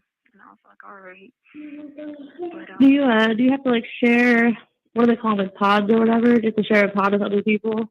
Well, what they did is when I signed that paper yesterday to come off of protective custody, I put on there, I want to be a single cell or, by myself. Because, I got all my discovery in there, you know what I mean? Yeah. So I didn't want, I have to keep my eye on my room too because, my discovery's in there and the shower's right inside my room. But I got to the bottom of a box and stuff like that. I'm definitely in my schizo zone right now because everybody was deleting. I had a really panic attack when I came in here. I couldn't breathe. Oh, I bet. Okay, so that's Amy's children in the back. And it and I don't want to address it too much, but it makes me sad. It makes me sad because is there anything better than hearing, those little kids, the singing of the song and the laughs, and you took that, Letecia. So I get mad because it's like I want to hang her phone up for her and go hug those babies, and I don't know, like Letecia took that from Al and Landon, and they will never get to hear their sons laugh. I don't think even with Lena, they'll never get to hear Lena laugh with her brother again. And it just makes me so mad. I'm sorry, my child is singing. Okay, people were around me, and the deputies came in the room by themselves, so it's the first time they didn't come with an entourage. So I was like so confused, like looking around, like. And then I got to walk through the hallway without the strength, and so I'm like freaked out, like I'm thinking somebody's coming to kill me. Oh man, yeah, I was worried about you because I didn't know if you were getting moved last night or today. Hold on 1 second. Go downstairs. I'll get your snack. Go. Yes, go downstairs. But yeah, no, I was worried about you because I was like, I don't know if she's getting moved last night or today, and then I knew it would be very overwhelming for you because the whole change in scenery and being around people and yeah.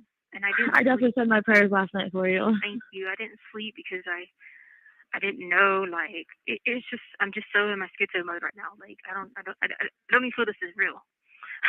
You know what I mean?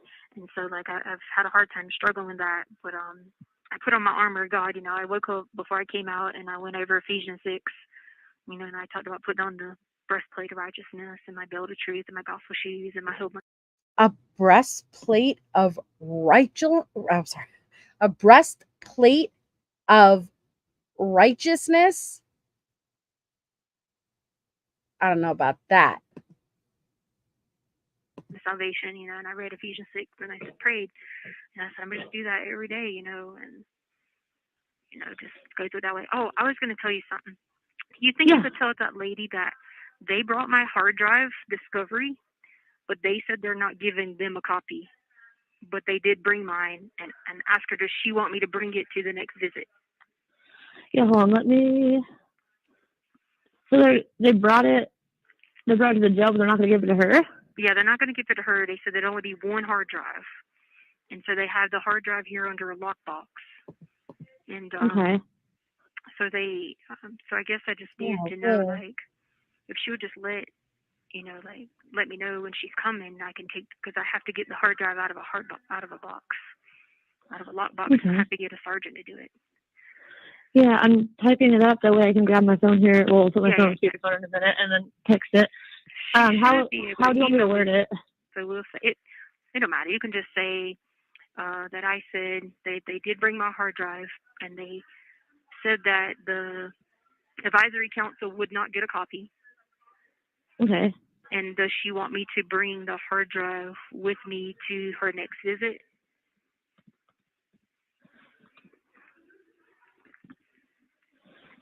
Okay. All right. I typed it on my computer. Wait. I'm so, like, all right. I have questions because I'm just confused because I thought you said she already went through all of this. But all right, I digress. Hold on. Do this so I can look at it and then text it real quick. Yeah, she texted back. Or I texted her yesterday. I just said, I texted her back and just told her thank you for, helping you out. And then I forget what she said, but she was confused as to why they were, like, I guess, going to be removing her restraints and all that stuff or whatever. And then she asked what my name was. I just told her. I gave her my real name. Yeah. I mean, Well, this is what they said. If she asked you, you can tell her. But this is what they said. They basically were saying, they made a good point.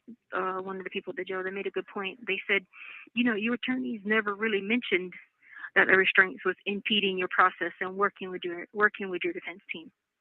And they never really mentioned that. Now, whether or not that's the true case, that's the card they can play, then, fine, all is well. I don't have nothing against the jail. You know what I mean? At this point, they've made it right. You know what I mean? Yeah. I'm not that person to hold grudges and, do all that stuff. So they made it right on that. So I guess what I'm saying is they made a good point about that because they were like, and you could tell her that if she asked, you want to tell her you got the answer about the restraints. But they just said, like, hey, your defense never reached out to us about anything like that, and I would always talk to my defense about that, and they would be like, we can't control what the jail does. I said, but you guys are professionals. You can't sit down and have a conversation. You know what I mean? Yeah. Like, I had to go pro se just to, like, participate in my own defense. Like, come on. And I do put a lot of blame on the attorneys because they would not. They could have probably called the commander. They probably could have set up a meeting and seek some questions and answers. And I'm pretty sure he'd have been very professional and worked with them. You know what I mean? Yeah. Well, because from the way he handled it after it seems as if he was trying to do the right thing. I struggle to believe, and I don't want to be accusatory as far as somebody being under the influence of something, but I'm telling you, I've told you guys before, the lack of sleep played a major role in Letecia's mind state at the time of the murder. And I do not think it was possible to stay awake for the lengths of time we know she was awake from the actual phone evidence. She was awake. Unless there was another factor like being under the influence of some type of medication and or drug that is going to speed you up and allow you to. She wasn't taking more than an hour nap at times, and that is not enough long term. You need REM sleep. And the only way I could see that happening is if she was under the influence and just her behavior in general. Sam? So yeah, I mean, I'm glad that they're starting to get all of this straightened out, but you would think that anybody with common sense would be aware that you being under full restraints as often as you were was going to not only just hinder the process of you looking up your information, but a whole lot of other stuff too. Yeah. She claimed she was diagnosed bipolar, Trish, but no, she was evaluated. And the diagnoses that they came out with was borderline personality disorder with narcissistic traits. I believe that was it, not bipolar. And I actually do not see bipolar. I'm pretty familiar with bipolar disorder, and I don't see that. She doesn't really have very high ups and then very low lows that I can tell. I'm not a, professional, and I don't know her full time, but at least the traits and symptoms that I'm familiar with, I do not see her depict. I see manic episodes for sure, but mania isn't just a symptom of bipolar disorder. I didn't find out yet, Tanya. I still have to dig in, but I'm going to look, and I will let you guys know. Yeah, definitely. Definitely. But I thought I'd say that so you could let her know that, because I think I could email her, but I'm not sure how that works yet. I just got the system, and I've been trying to play around with it, and I'm surely not about to ask people. I'm just still so freaked out looking at a tablet because I'm a fall one, so I'm trying to get past that. Yeah. But yeah, that's that. So, but I'm gonna call my dad real quick so he can put some on there so I can listen to music and stuff. And then I'm sorry, what was that? You're gonna call your dad real quick so he could put some money on there so you could listen to music and stuff. So how many times have we heard calls between Letecia and Papa? Papa, right? Not that much, right? But she calls him randomly for the sole purpose of money every time, and or books, which is money. Oh, yay. We're happy you got one, Lena. I'm not sure who got you, but congratulations. Oh, I'll have to look into that, Ashley. Imposter syndrome. I'm gonna Google that. But let me call Papa Wright to get some money, not to talk to him about anything that's going on. And I can't imagine how this impacted, her family. How hard it must have been for them to just be finding out what's going on publicly and having no real communication with Letecia and her not filling them in. Always expecting Little Red, constantly expecting money, money, money, money, money. Hey, Leanne. I talked to you. I sent you a request for the visit. I got it down pat. How it goes is like we rotate. Like today was 11 to 2, depending on whether you have to lock down or not. Then like tomorrow will be 36, then 6 to 9, and then 5 a.m. to 8 a.m. Like that. That's how it goes. Like in 3 hours. Okay. Starting at 5 a.m. in the morning and going on. You rotate each day. I got you. Okay. So I sit on, I think would be like 8 your time, 8 something your time, whatever. Yeah. Okay, cool. I got your request and I accepted it, so we should be good to go. And then I'll just shut my Wi-Fi off and stream it through the data. Cool. Yeah, I'm getting ready to send this text out to her, so the next time that we talk, I'll let you know when she comes back. Yeah. And you could share any of that with her that I told you if she asked you any questions about like the restraints, but especially the part about they really said that the attorneys never, reached out to them saying it was impeding the process, So. Yeah. Now, before I send this, is it the prosecution that's not going to give her a copy of the hard drive, or is it CJC? No, the prosecution, the DA, Okay. the girl came, the DA investigator, and she said no, it's just one hard drive, and she said we're not giving them a copy. She said your copies are their copies, and I asked her that right in front of everybody. Cool. All right, talk to you later. All right, bye. Yeah, have fun with your music. All right, thank you. Bye. Bye. All right. This hold on, let me see. Hi, Loki. Even if she does have manic episodes, she is normal 90% of the time. If she was on something, you always come down. I think she is facing reality right now. That's a great point. That's a great point. She's kind of more in always a manic state. That's why I said bipolar doesn't really, and again, I'm not a professional, I'm not diagnosing or anything, but I'm just familiar with bipolar disorder. And yeah, and there are no hard drives. Thank you for busting a caps lock with it. But I don't see those symptoms. I see a constant state of high or higher, manic or extremely manic. Does that make sense? And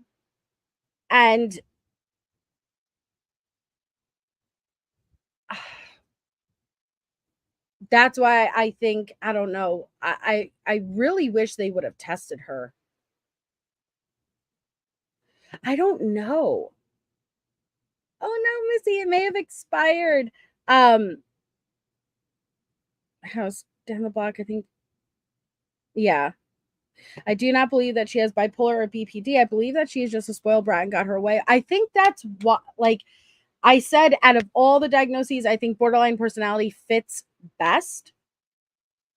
But that's what's so evil about Letecia is even with the borderline personality disorder, this is not a mental issue. It's not a mental issue. This is a choice. She is fully aware. She is conscious of what she's doing, and she made the choice. I think she's evil. Evil to do, and that's why I disagreed with the crime of passion. No, because it was not just all these emotions just snapped up in the moment. Hi, Lily's Corner. And afterwards, if it was crime of passion, I would expect to see some remorse. Her evil only continued.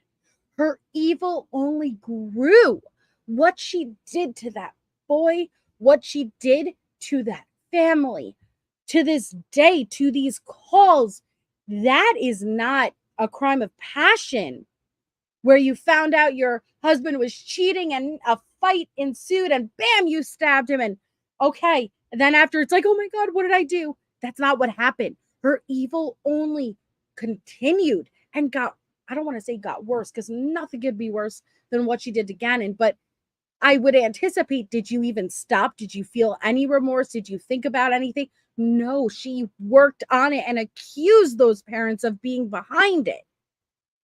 Sorry, I get so mad. I get so mad with it. Alina, thank you, Alina. Congratulations. Did you get one, Misty? Congratulations to our recipients. Please thank Alina if you received a membership. I hope you got one, Misty. She just continued the spiral, Ashley. She just continued the spiral.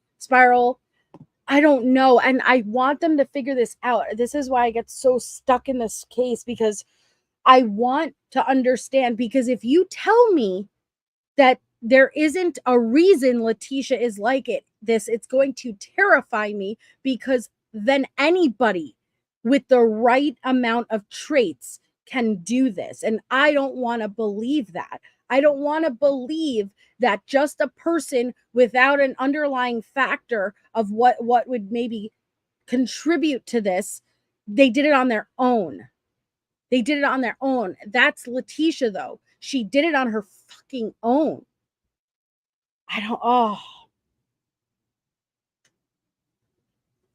I'm sorry. I can't. I don't understand.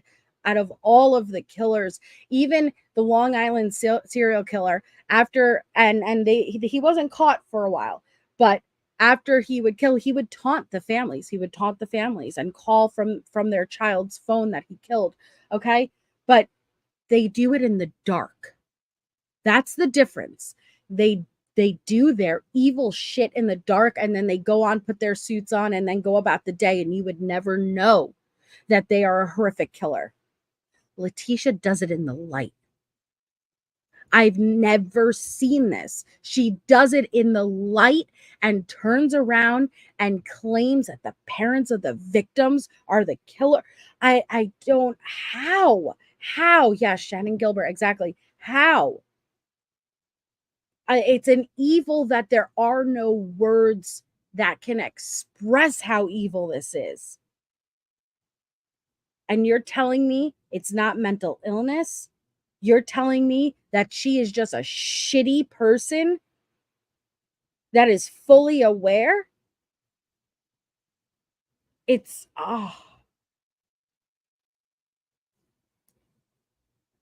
I've never, Alina, never seen anyone like Letecia. Never. And I want them to study her, because I'm scared. I'm scared there's going to be more Letecias. If there are traits in Letecia I see in others, what makes her different if she's not struggling with a mental health disorder? Like, it's just a personality. I don't know. This is evil in human form. That's what it is. It's the fucking devil. This is not human. It's not human.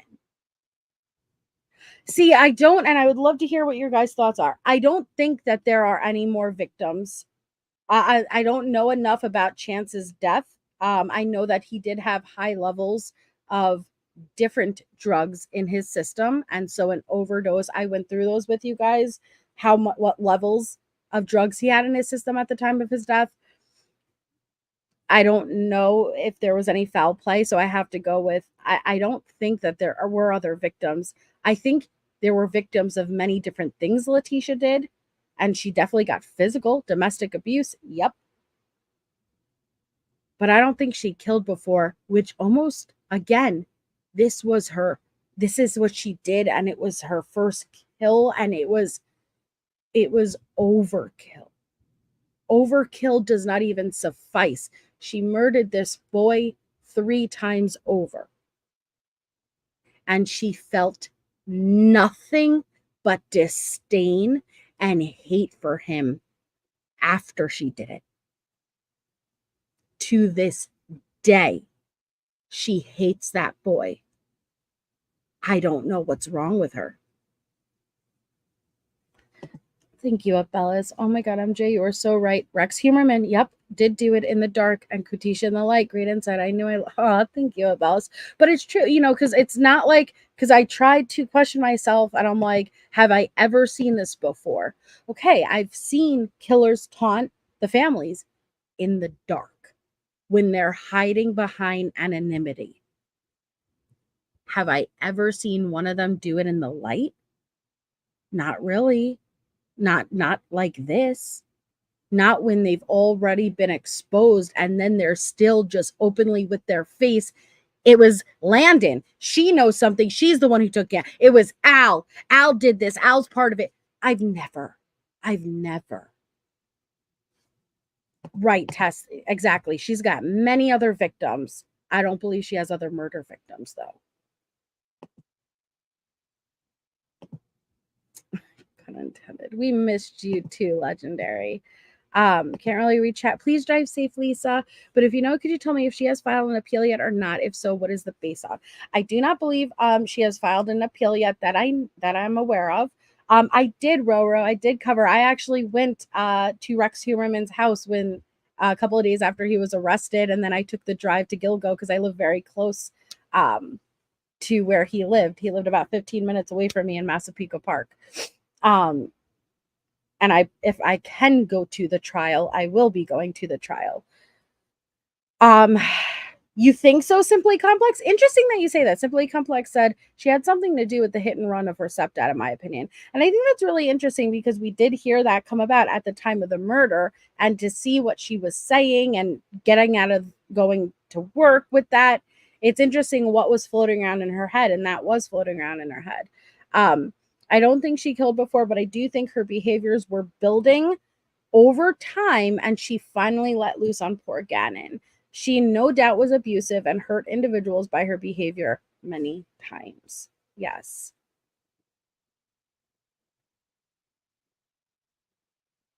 Now she's starting to use the essay in prison to make people start looking at her as a victim of the system. Hence, she is the classic, I am going to scream sexual assault.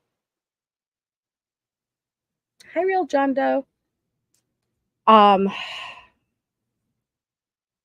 But okay. The next call, I feel like there was something I was in the middle of answering and now I don't remember. And so if I'm forgetting to answer somebody, just remind me, because I feel like I'm about to move on, but I never finished saying something. Sorry, ADHD.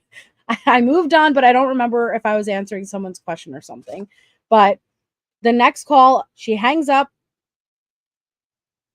with Amy and she picks up the phone and calls Papa Kenny Ray. Thank you for using. Hello? Hey, how you doing? Okay, just a little schizo right now. Okay, yeah. They put me in general population now. What's that? What that mean? I'm kind of new. I'm not segregated anymore. Okay. Like Is that good or bad?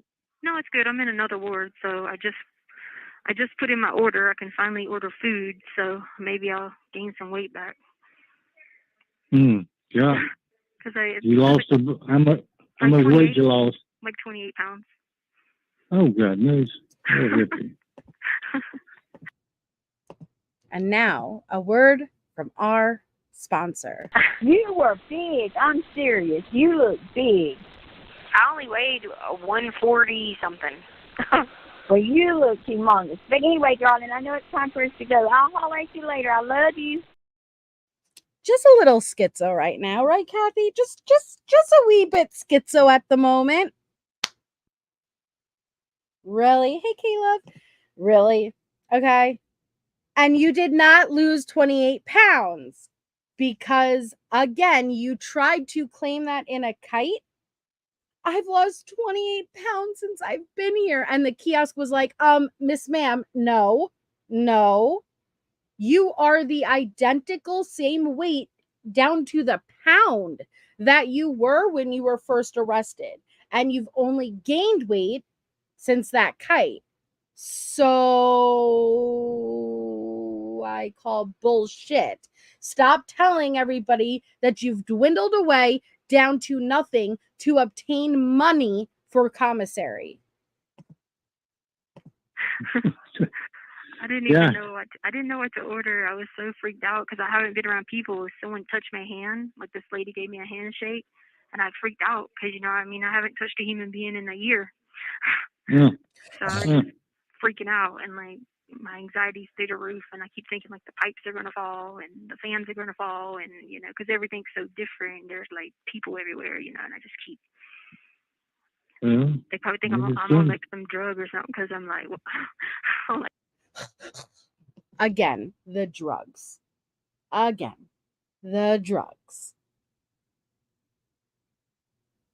Lisa. Oh, I'm happy to have you here, Lisa. Yeah, of course Grace on Wheels, but she's not up to that yet. That's a different schizo. Come on. But again with the drugs. And she's going crazy. I can't.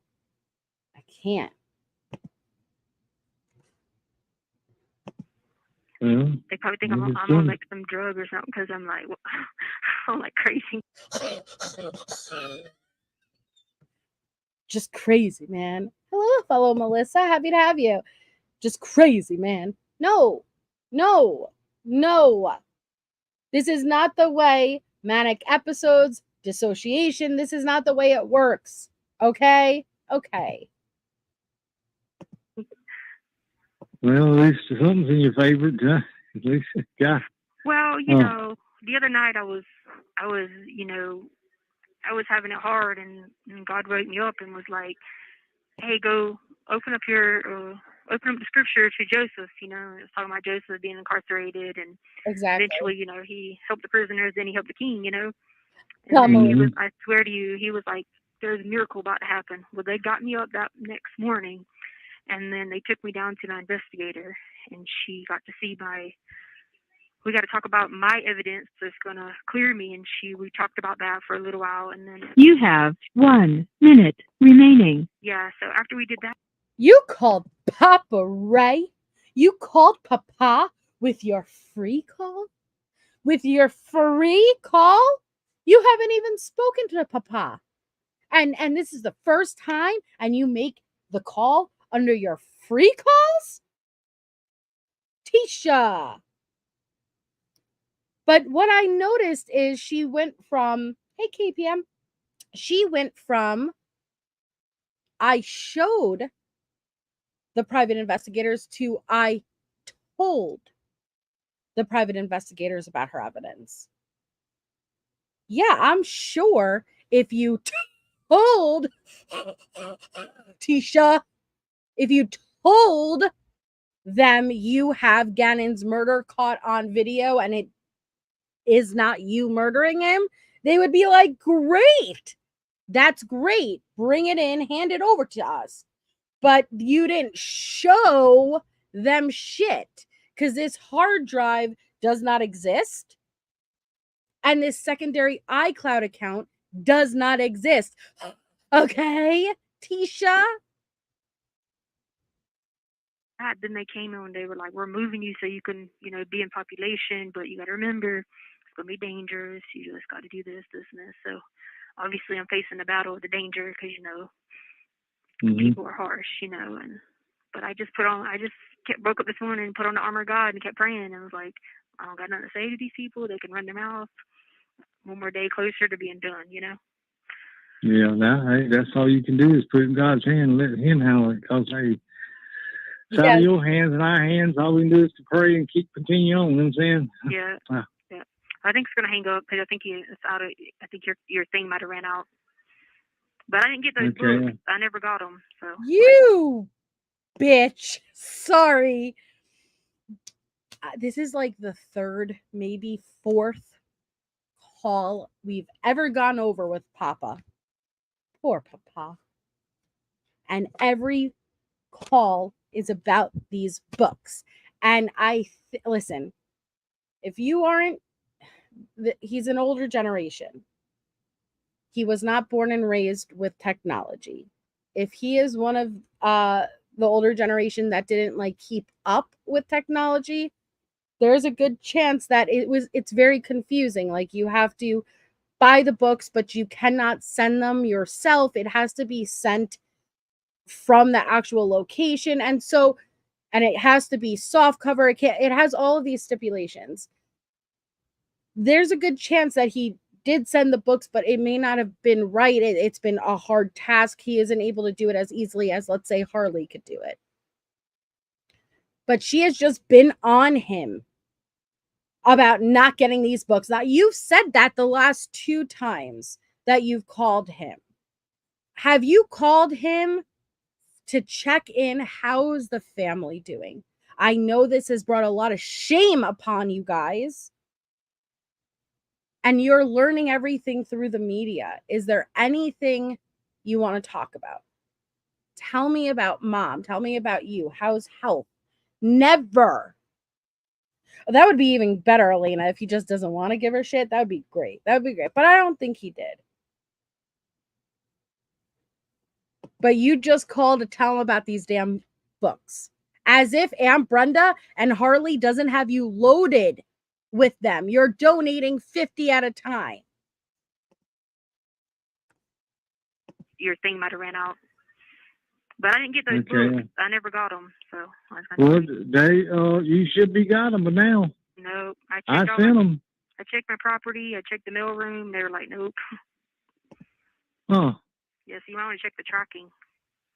I got the tracking number because I can come back. I'll do that Monday. Thank you for using Global Telling. And it just cuts them right off. Right off.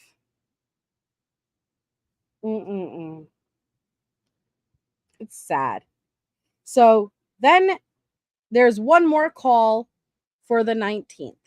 It hangs up on Papa, and she picks up and she calls Harley. So let's finish off the 19th with this Harley call. And let's see what she says to Harley. First time in General Pop. Let's take a listen. Hello? Hello? Hey. Guess what? This tablet has Caleb on it. Huh? This tablet has Caleb on it. Yay! But I need money on it.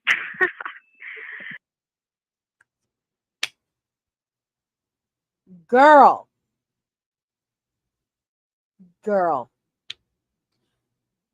Who Caleb? One, is that the gospel you said you were going to be listening to from the iPad, the tablet? But damn, you need money. You need money. Guess what? Your child is struggling. Happy birthday to Harley, by the way. She's 21 years old today. Good for you, kid. You got out of that situation, that abuse, and you're thriving. And I couldn't be happier for her. But you pick up the phone and say you need money. You take and you take and you take and you take, and you don't give nothing but pain and lies and manipulation back. Yay! But I need money on it. I put $150 on your account. Yeah, no, but I'm talking about that's on my Access Corrections account. I need it on the other account too. So, Oh my God. Oh my God. I just put $150 on your account. Oh yeah, but that's my access account. Now I need it for my fucking commissary. Oh, I hate is not the word. I don't know what word I could use to describe my fucking disdain for Tisha, but I can't. I really can't.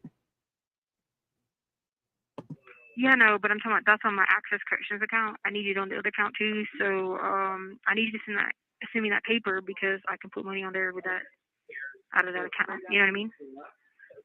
Okay. Hey, Brenda gave you the 150. Wait. She's gonna give it to me next week. Oh, What was I gonna say? Wait, so you need money on which one now? The video one?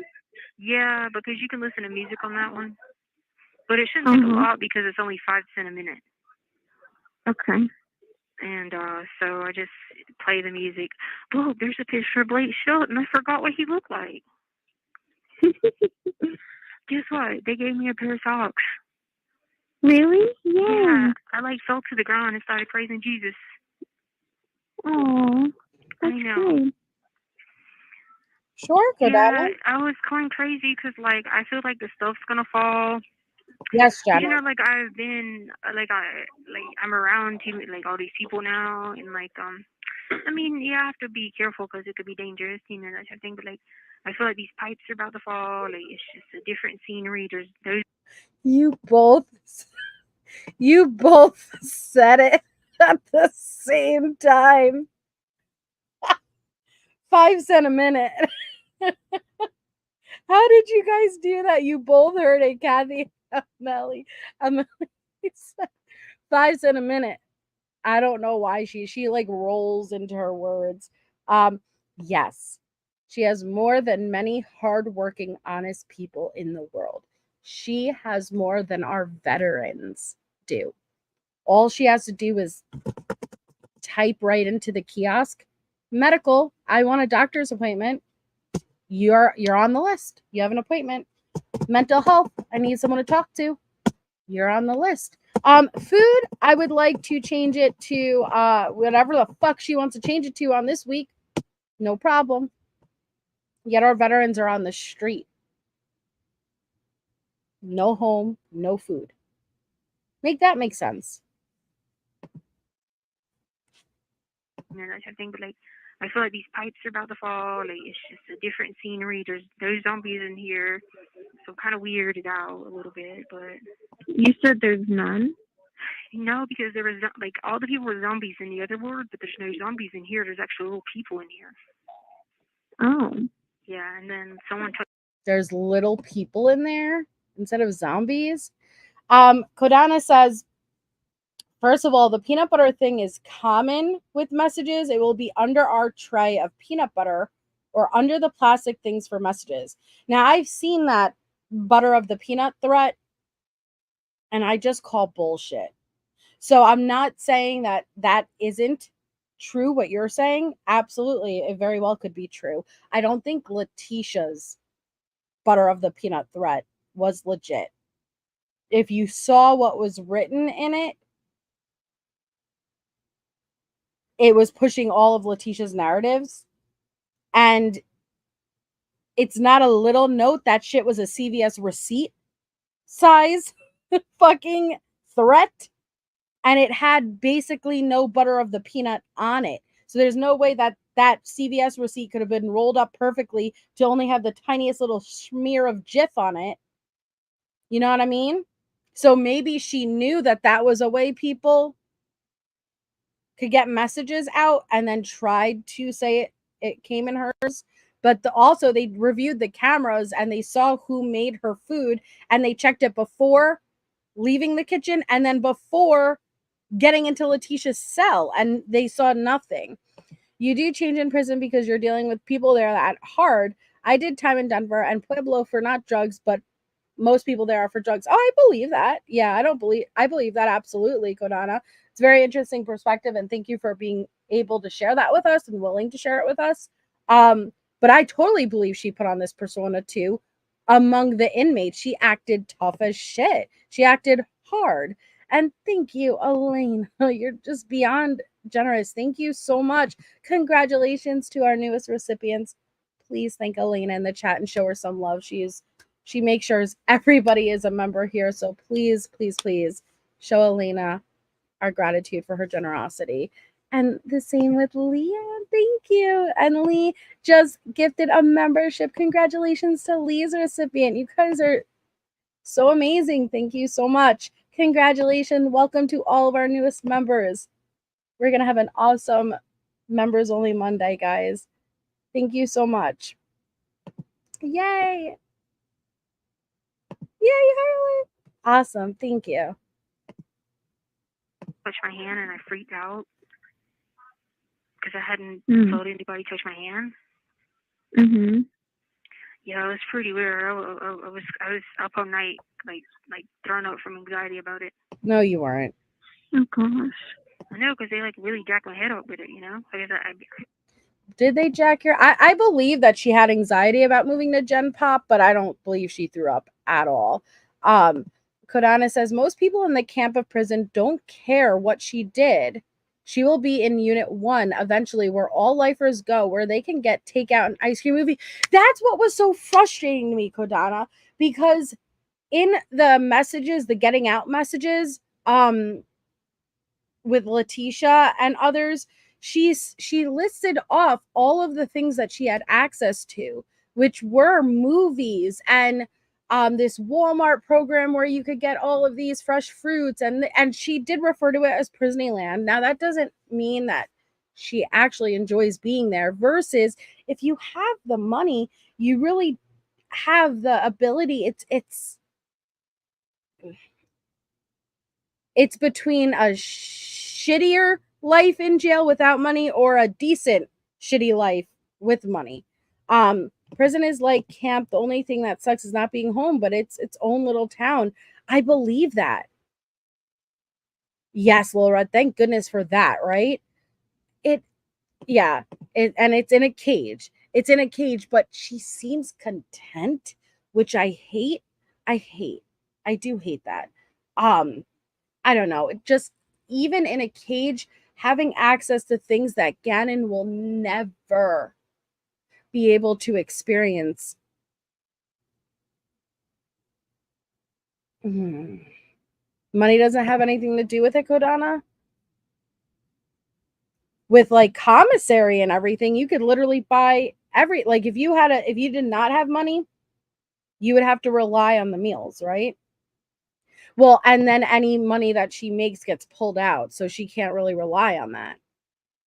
25 cents a day, man. Yeah, Casey. Yeah, I hate fluorescent lights. Yeah, Rebecca. I know. You want to come up, Kodana? Sure. Are you talking about come up on panel? They are, Callie. Very generous. Been by myself, and I've seen nothing but zombies walk around all day, you know. Yeah. But so okay, I was gonna tell you that yeah, I need to send off that thing because you got to pay that other thing too, and it's due on the 20-something. That's why I've been asking you for that paper.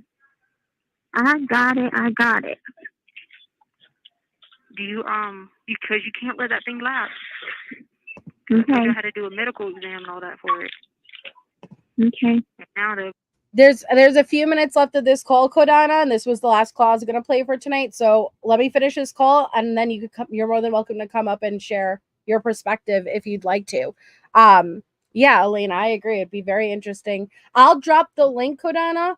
So all you'll have to do is press pause on YouTube before you click the link, just so that there isn't feedback, and then shut your camera off if you don't want your camera on. Type in your name and press enter studio. It's very easy. So there's like a couple of minutes left of this call. Let me play it and then I'll have you up. Yeah, it would be great to have someone's perspective that was there. I would love to hear it. I'll be like, this girl crazy as heck in the head. If it collapses. Hi, Gabby. can't get the K-Love part to connect. So I don't know if the thing is like, hit play there. Is that what I do? I had to make an iHeartRadio account, and it asked me for email. Asked me for email, and I was like, I don't know, I didn't get no emails. But then I just put my Yahoo email. It worked. It let me create an account. So I was trying to search for the K-Love thing. I might have to just go to a regular station because it's not working that way. But I listened to a country song, and it was a new country song. I don't remember what it was, but it was new.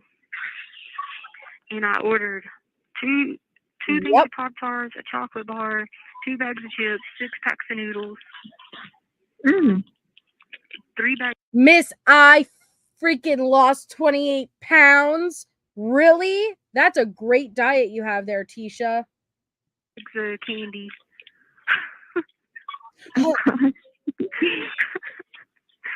I was just crying looking at the food. I was like freaking out.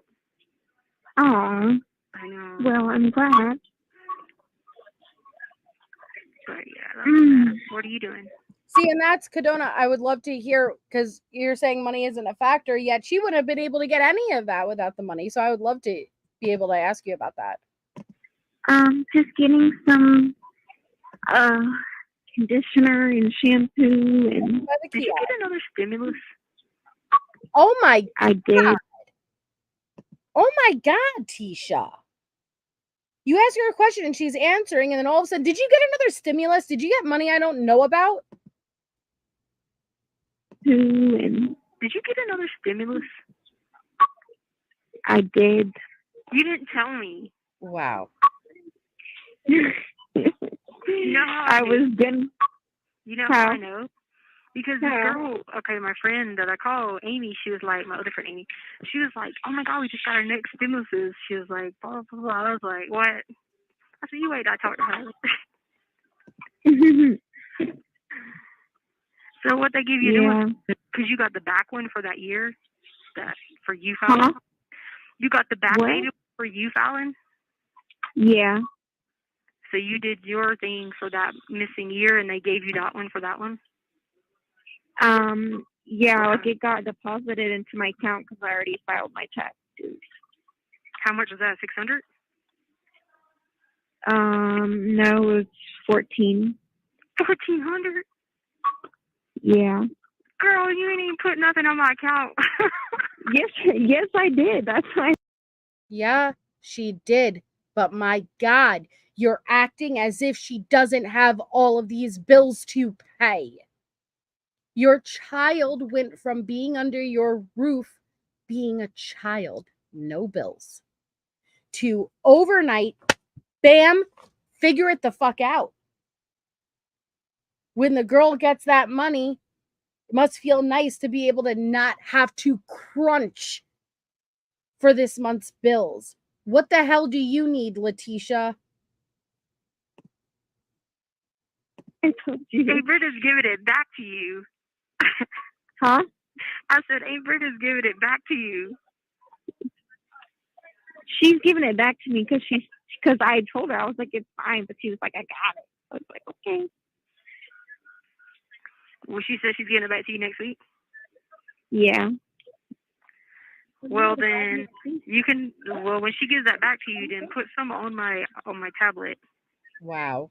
Okay. And then pay that thing, and then send me that para, and you can have the money right back. You see what I'm saying? Right. So just send me that. Did you find out information about the clothes? I have to ask Miss Edie because I asked Miss Edie the other day, and she had talked to Kim, and she said she was gonna go get up with her, so to ask her for her.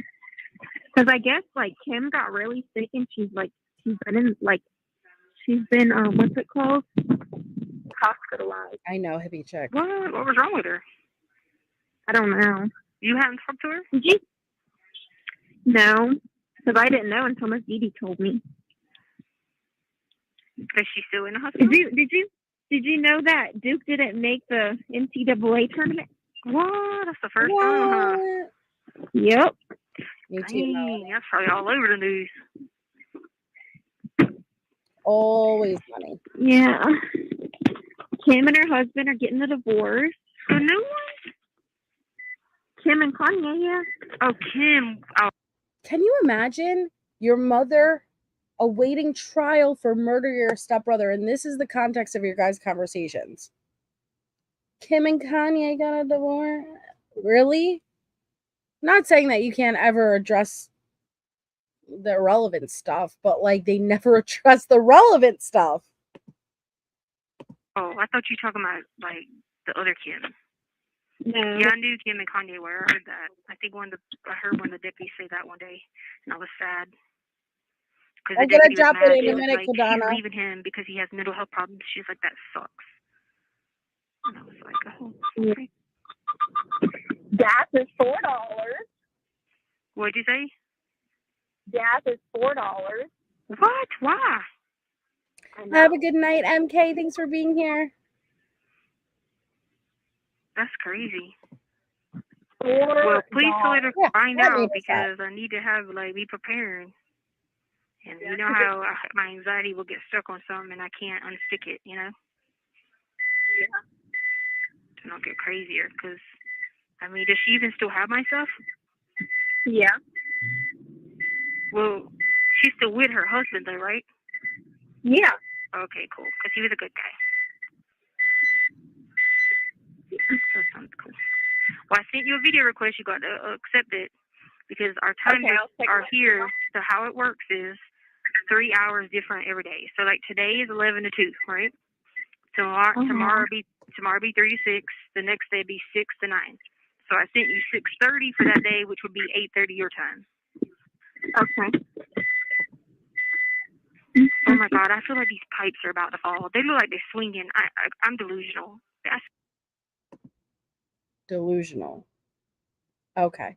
Again, how many calls from this day have you listened to? Every call, it's the pipe swinging. It's the pipe swinging. Maybe you should go and ask the fucking CO, can you fix the pipes? Because if you're just seeing pipe swinging, but that's not delusional. That is not what delusional means, Letecia. Swear they're swinging. What? Oh, I don't know. I'm just getting really queasy. Mom, Sadie's my best friend. I love her. I love her too. I be like, when I'm at work, I be sad because I don't have her. I sent you a picture I drew of her using Courtney's outline. You're gonna like it. I sent it to Dee Dee's house because I don't know where else to send it. Have you talked to Amy Bolton? Yeah. I tried to get her. I got her address. Oh, well, I already mailed it to Dee Dee, so just tell her I mailed it to Dee Dee. Because I put it in the letter with your picture and all that. And I was like, what's your address? She was like, why? Did you win the lottery and you're sending me money? I was like, no. Jeez. Yeah, I was trying to get her. And then because I was going to ask her how she talked to Tila because I'm always out on a different time that I never could talk to Tila. But now with these new times, I might be able to. So I was going to ask her, check in on that. Have you talked to Tila? No. Have you seen her online? Has she been up to anything? I've seen her post stuff on Facebook. I think that's about politics stuff. But I don't really pay attention. Oh Lord, not politics. Yeah, I kind of just was like, oh. Cool. All right, let me get off here so I can call you tomorrow. Love you. Okay, love you. Bye. Yeah, bye. It's awkward. So this is, and I'm gonna drop the link for you if you want to come up now. This is first day out in Gen Pop, and she's couldn't be happier. She could not be happier. She sounds giddy and excited, mostly about her freedom as far as the commissary and the TV and listening to music. And it just makes me mad, man. It just makes me mad. All right, this is the one. I'm gonna stop there. Boop. Okay, so now I'd be curious to see what it's like from someone who's been at that jail, and the type of lifestyle Letecia was living there. Bellis, thank you. If I was Harley, I'd tell her I never got the money. What money? Mom, you're you're hallucinating. Thank you so much, Bellis. But yeah, honestly, I wish I could jump through the phone at times and make Harley call her mom out. But I think it's indicative of the abuse Harley suffered and the manipulation and the gaslighting she suffered her entire life. She knew not to talk back. And she even said that, hi, B. Brady. She even said that at trial when she was on the stand. Her mom would backhand her.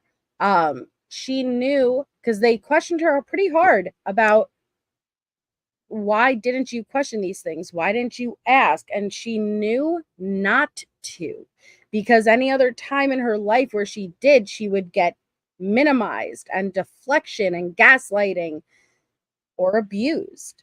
So I think at times when we're like, dude, why aren't you calling this out? Put your foot down. It's because it took her, it's not like the moment you're outside of that household, all of a sudden you're going to see everything clearly. It took a while for it to become clear to Harley, and she eventually did put her foot down, maybe not in the way we wish she did, but she did in her own way, and she cut her off. She was 18 at this point, Loki. She was 18 at this point. Mm-hmm. Yeah. Yeah. She's 21 years old today. I just think it's amazing that she landed on her feet. She did. And I think that if she let it slow her down at all, like, think about it. The fact that she still managed to go to college on time and do all of these things with the situation she was in, it's crazy, you know? But I think if she didn't, she may not be where she is today. It was because she pushed herself and didn't let it mess up her plans too much, that it just worked for her. It kept her busy, it kept her occupied, and distracted. And that's what's so sad, Trish. You know, Trish says Harley also thought Letecia was getting out. So I imagine she didn't want to get on her bad side. Yeah, absolutely. She sat there. I'm sorry, let me drop the link again.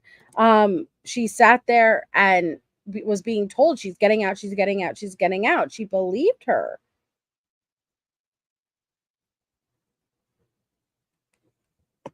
Yep. But instead, she sits there and criticizes her for not being able to pay bills, or you got rid of the one dog, or how much did Aunt Brenda give you and you only gave me. No, like, she's struggling. I'd be really interested. You know, she says she's going to be writing a book now. And, you know, at first I was like, you know, I don't want it. You don't, of course, want Gannon's death to be exploited the way Letecia wanted to with Amy and write a book, but Harley absolutely has the right to her story. And she has a story. And what it was like being raised by Letecia, and what it was like at these times when you're talking to her. What was your mind going through? What was it going through at trial? Like, she has a story. Okay, I see you backstage. I don't know if you want to change your name, just because I don't want to put your name up there if you're not comfortable with. You have the option to change your name. I could put an overlay on, though, when I pull you up real quick. So hold on. Okay. Hello. Hi. How are you? I'm good. How are you? I'm good. So before I pull my overlay down, do you know your name is on the screen? That's fine. I really don't have any embarrassment for it. I was in prison for really ridiculous things, so I'm good. Oh, that's fine. I'm just saying you have the option in case you don't want. I would advise you not to put your name out there just because some people are crazy. If you want it, there's the 3 dots next to your avatar. You could click on it. It says edit name and headline, and you could put whatever name you want in there. Oh, okay. Thank you. You're welcome. Thank you. No, of course. Hi, thank you for coming up. Yes. If y'all have any questions, I can't see them, but I was in prison in the DOC in Denver and in Pueblo, and I live in Colorado Springs. So I know what happened during the whole thing, and I know exactly how prison works, unfortunately. And I only did 3 months, but that was enough to know what goes on there. Yeah. Can you give us a little bit of insight of what her day-to-day life is? Well, her first after jail's a lot harder than prison. When she got to DOC in prison, she was probably in the hole for 7 to 10 days. Where they did physicals on her, and they did pap smears on her. Wow. And they did all kinds of stuff to make sure that she was healthy, right? And that after and that time in that hole that you're in for the 7 to 10 days is so hard on you. Yeah. It is so ridiculously hard on you. It makes you crazy. It does. Because the only window that you have is like a tiny little bit of light, and then they just leave you in there the whole day. And you're pushed in there with the light shut off. You've got one piece of paper. You've got one pencil. You've got nothing. You've got a little sheet, and it's cold. She And said it's cold in a lot of the calls. So cold. Like you have no idea how cold it is. It's so cold. And in my particular unit, I had a faucet that dripped every day, just dripped. And it drove me insane. That drip. It's So when it's the Chinese water torture that she said. water torture. Yeah. And so I used to take apart tampons and put them in my ears. Oh, in your ears. I thought you were gonna put it in the faucet. No, so that I didn't hear it anymore. And then I'd wrap my head around a shirt, and it was insane how horrible that drip. Little things that make you go crazy. Was.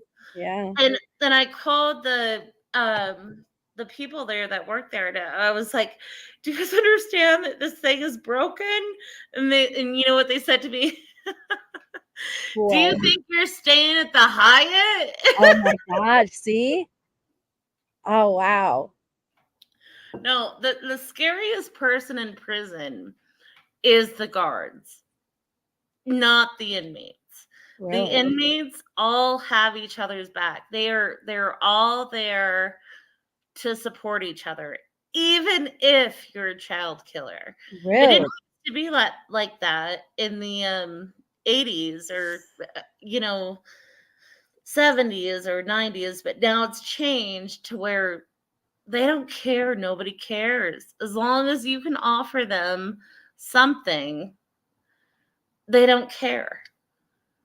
Now, what kind of well, hold on, because I also have Little Reds. Did they? Because I know you said they did the physical evaluation. Did they do any mental evaluation on you? Yeah, they did a mental evaluation. I had to do I had to do like tests for how if I needed a GED or not. I was always a smart person. I had a high school diploma. But they did do the test to where I was sufficiently in education, and then sufficiently in mentalness. They gave me one of those, and I was surprised to know that I was normal. But they're the other people in there that I thought would be completely wicked, completely not able to take tests. They were like above intelligence. Really? And you have Letecia, who was deemed illiterate. Right. It creeped me out. It did, because some of these people were such drug addicts that I thought of them as zombies, and I didn't know they were that fucking smart. Yeah. And it really put me in a place where I thought, man, I don't even know. I don't even know what's going on. A lot of them know each other, the drug addicts, from being in there so much. It was kind of sad too that I saw that, because I was thinking, like, a drug addict shouldn't be in prison. They should be in rehab. Yeah. And there was a lot of evil people in there. Like, one woman put her baby in a microwave and Oh no. That's horrible. but nobody fucking cares anymore. No, it's not like the olden days when prisoners would attack people. It's not like that at all. So what do they do? Like, what do you have access of? What is it like? Like, what's the whole, and what were you fearful of with the guards? What type of things would they do? I wasn't fearful of the inmates ever. The guards were so scary. They would pick on us a lot. They would like, I was in there for destruction of evidence. I've never touched a drug. I've never harmed anybody, nothing. And the guards would pick on me and be like, "Oh, you were that horror I saw in on a Colfax one night, huh? Weren't you?" And like, they would pick on us so bad. Like, "Oh, you can take a shower?" "No, you're not. You can't take a shower right now." "No, they would be so mean to us that Really? I was in a room of 6 girls at one time, and we all were so nice to each other, and we were all so kind to each other, and no, it was all drug addicts in there except for a couple of us, and we would always go to bed at night, and we would watch our one show together as a unit, and we would protect each other too. And eventually they saw that we were getting too comfortable, so they moved us all. So that we couldn't have that family type of relationship, and they moved us all. And I was put in a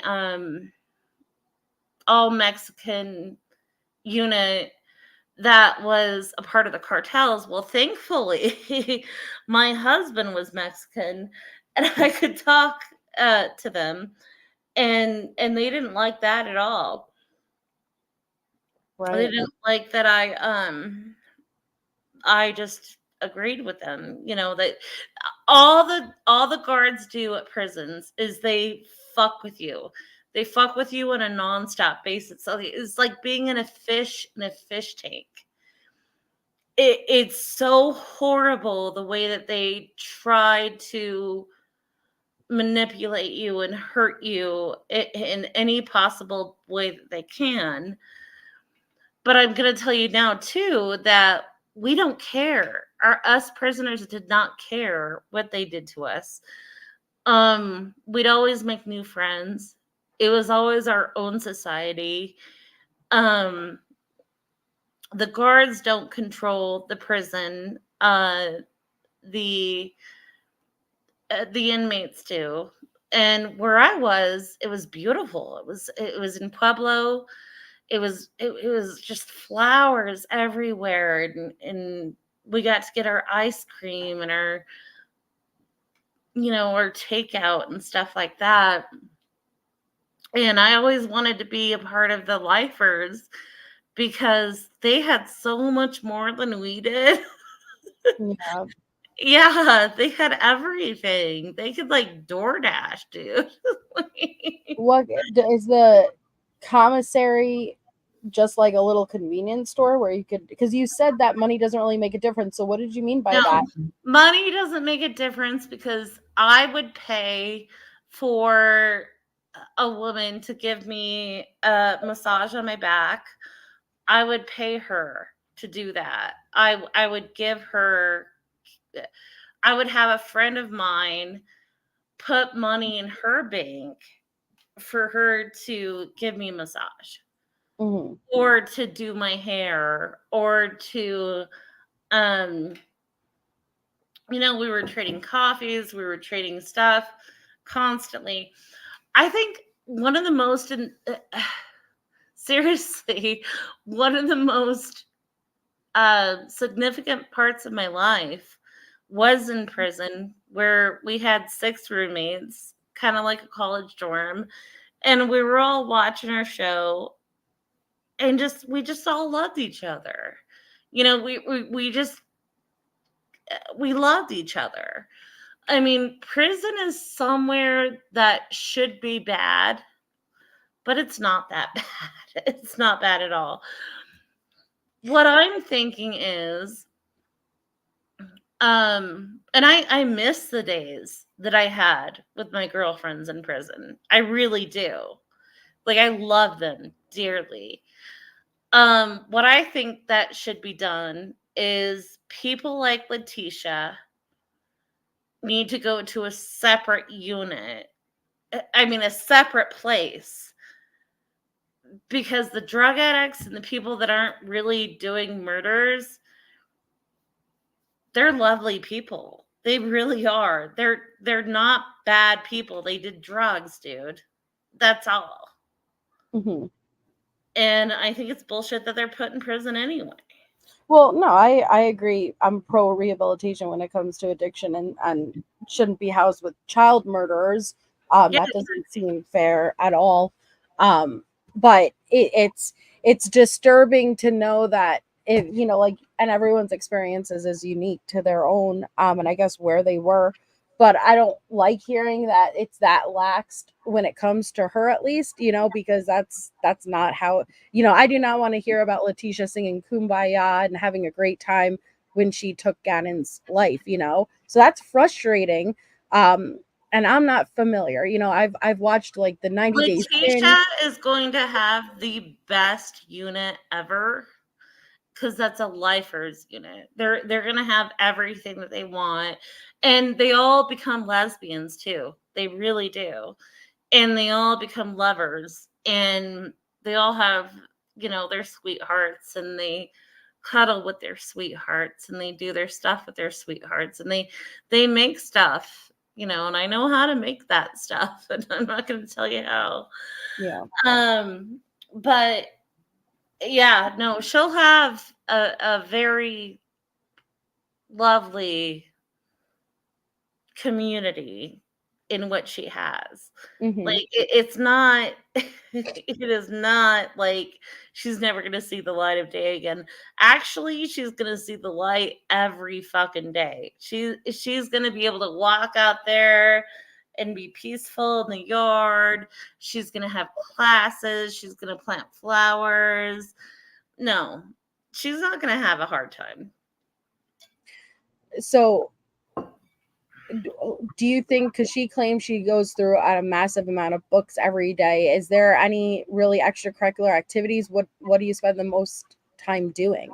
I mean, if you're in like unit 3 where you're in 23-hour lockdown, then yeah, you're going to go throughout some books, and you can get them from what is the book exchange there.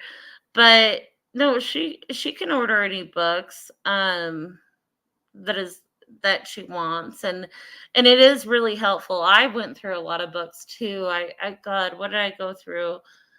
I went through Calamity Jane's book. I went through a ton of books, especially when I was in jail, because I didn't have kind of like the prison thing, you know. Prison is a community. Jail is not a community. So I would go through books in jail, and then when I first got to prison and I was in that lockdown and everything was so hard, I went through a lot of books. But no, she should go through a lot of books. She should go through a lot of books because it makes the time go faster, and it makes you different. And I'll tell you this right now. Time is different in prison. So when they wake you up at 5 o'clock in the morning to have breakfast, you gotta go have breakfast, and then you have another 4 or 5 hours before lunch, and you're locked down. So what do? You read, and then you're hungry. Though you're so fucking hungry. That hunger is so weird, like it's aching, you know. And they'll only give you 3 meals a day unless you have like commissary and stuff. But when I was in my 23-hour lockdown a day, I just remember feeling like I just couldn't do it. I thought that I was going to be with the worst of the worst prisoners that I was ever going to see, but they were all drug addicts. The worst of the worst prisoners are in another unit that have been there forever, that have everything. They have ice cream. They can get ice cream anytime they want to when they go to the gym. They go to the gym. They have ice cream. They have relationships. They have lovers that are women. Lifers are where you want to go. Well, you know, and you know, I don't personally know, but I've heard that before, that prison is very different than jail, and it seemed like her stay at jail was worse than her stay currently at prison. But what was your cell like? What type of things were you allowed to have in it? What type of things were you do? Like, I know that some have like rice cookers, little mini boilers. Like, No, not at all. I had a kind of like, you know, in the olden days when they'd have these like big old like things where you had to like that was your suitcase. That's what we had. We had 5 pairs of underwear, 5 pairs of shorts, 5 pairs of shirts, which we washed in our sinks. We were not allowed anything different. And so the saddest thing I think that ever happened to me when I was there in prison was I was so sad because my friend had made me this extraordinary blanket.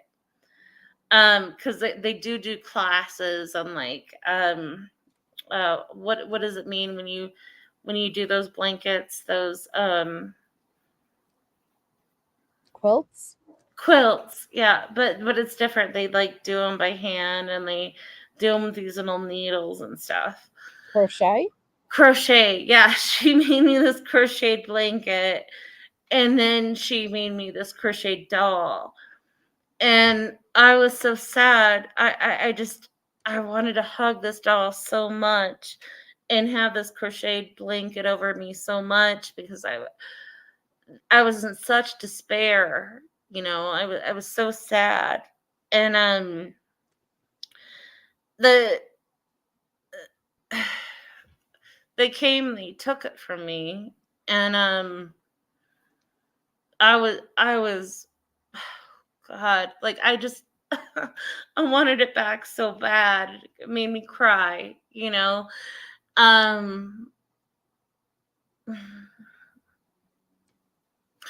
The only person that anybody in jail or prison needs to fear is the guards. That's the bottom line. They will ruin you. They will hurt you. They purposely hurt you.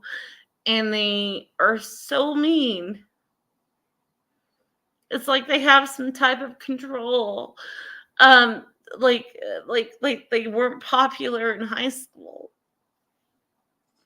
Well, I'm sorry that was your experience. I don't know if that's the case for all guards, but that's what you're saying your experience is with which jail or prison? Yeah, I was in Denver jail, and then I was in the women's prison in Denver. Was that the case with your experience with both? Yeah. Hmm. Absolutely. Those jail guards are fucked up. They will ruin your life. They will hurt you.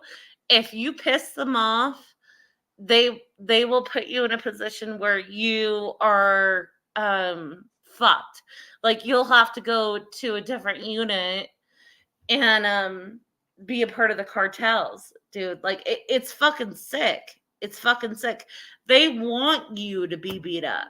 They want you to have a horrible situation. They want you to be fucked up. They think that they're in charge of whatever fucking pain that you have. Yeah, I mean, I don't want to lump all guards together in one because I'm sure that there are great guards out there. No. The guards are the scariest people in prison, not the inmates. Well, again, I don't want to lump it all into because just like cops, there are good cops, there's bad cops. Judges, there are good judges, there are bad judges. No. Guards, I'm sure there's good guards and bad guards. No. The guards are the scariest people in prison that you'll ever meet. Ever. Because they're in control. They control your every move. They control where you are, what bunk you have. That's their job. Yeah, but they are the scariest people that you'll ever meet. Your experience, but I'm sure that they are because they're in a position of authority. Everyone that I have ever known, because I fought for it for a long time, because this is in 2016. This is what we have for guards. They own you. They want to own you, and they're rude and they're mean and they're fucking cunts. The only thing that I can say for advice is stay out of their way and don't mess up. Just continue to be their servants and do not ever fight back. Because when you do, it's so ugly, it's impossible. Mm-hmm. Well, I appreciate you coming up and you sharing your experience. It's interesting. I hope it's not all lollipops and rainbows for Letecia. But like I've said many times, her justice No, she'll be fine. she'll have the best life in there too, because I mean she'll get everything. She'll probably turn into a lesbian. I mean, they'll have movie nights, they'll have ice cream nights. I mean, she's gonna have a good time. Prison is not a horrible place to be. Prison is like being at a camp. Right. Well, her justice is gonna come when she's no longer on this earth. This is just the waiting period. Yeah. In my opinion. Yeah, no, she should have had death penalty for sure. I'm sorry that she didn't. Yeah.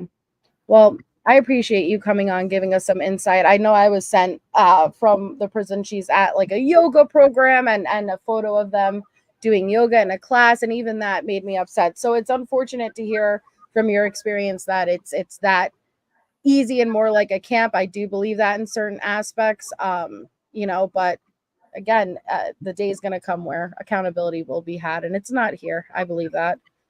Yeah, is there any other questions that you guys have? Like, I have answers. No, I think we're good for now. I know I'm going to hop off because I have to be up in a couple of hours, but thank you for coming on and thank you for sharing that. Okay, thank you for doing what you do. Of course. I hope you have a wonderful night. You're amazing. All right, bye. All right, guys. So I am going to hop off. I will be on tomorrow around 7:30 Eastern. Thank you to the guest for sharing her experience. I do appreciate that.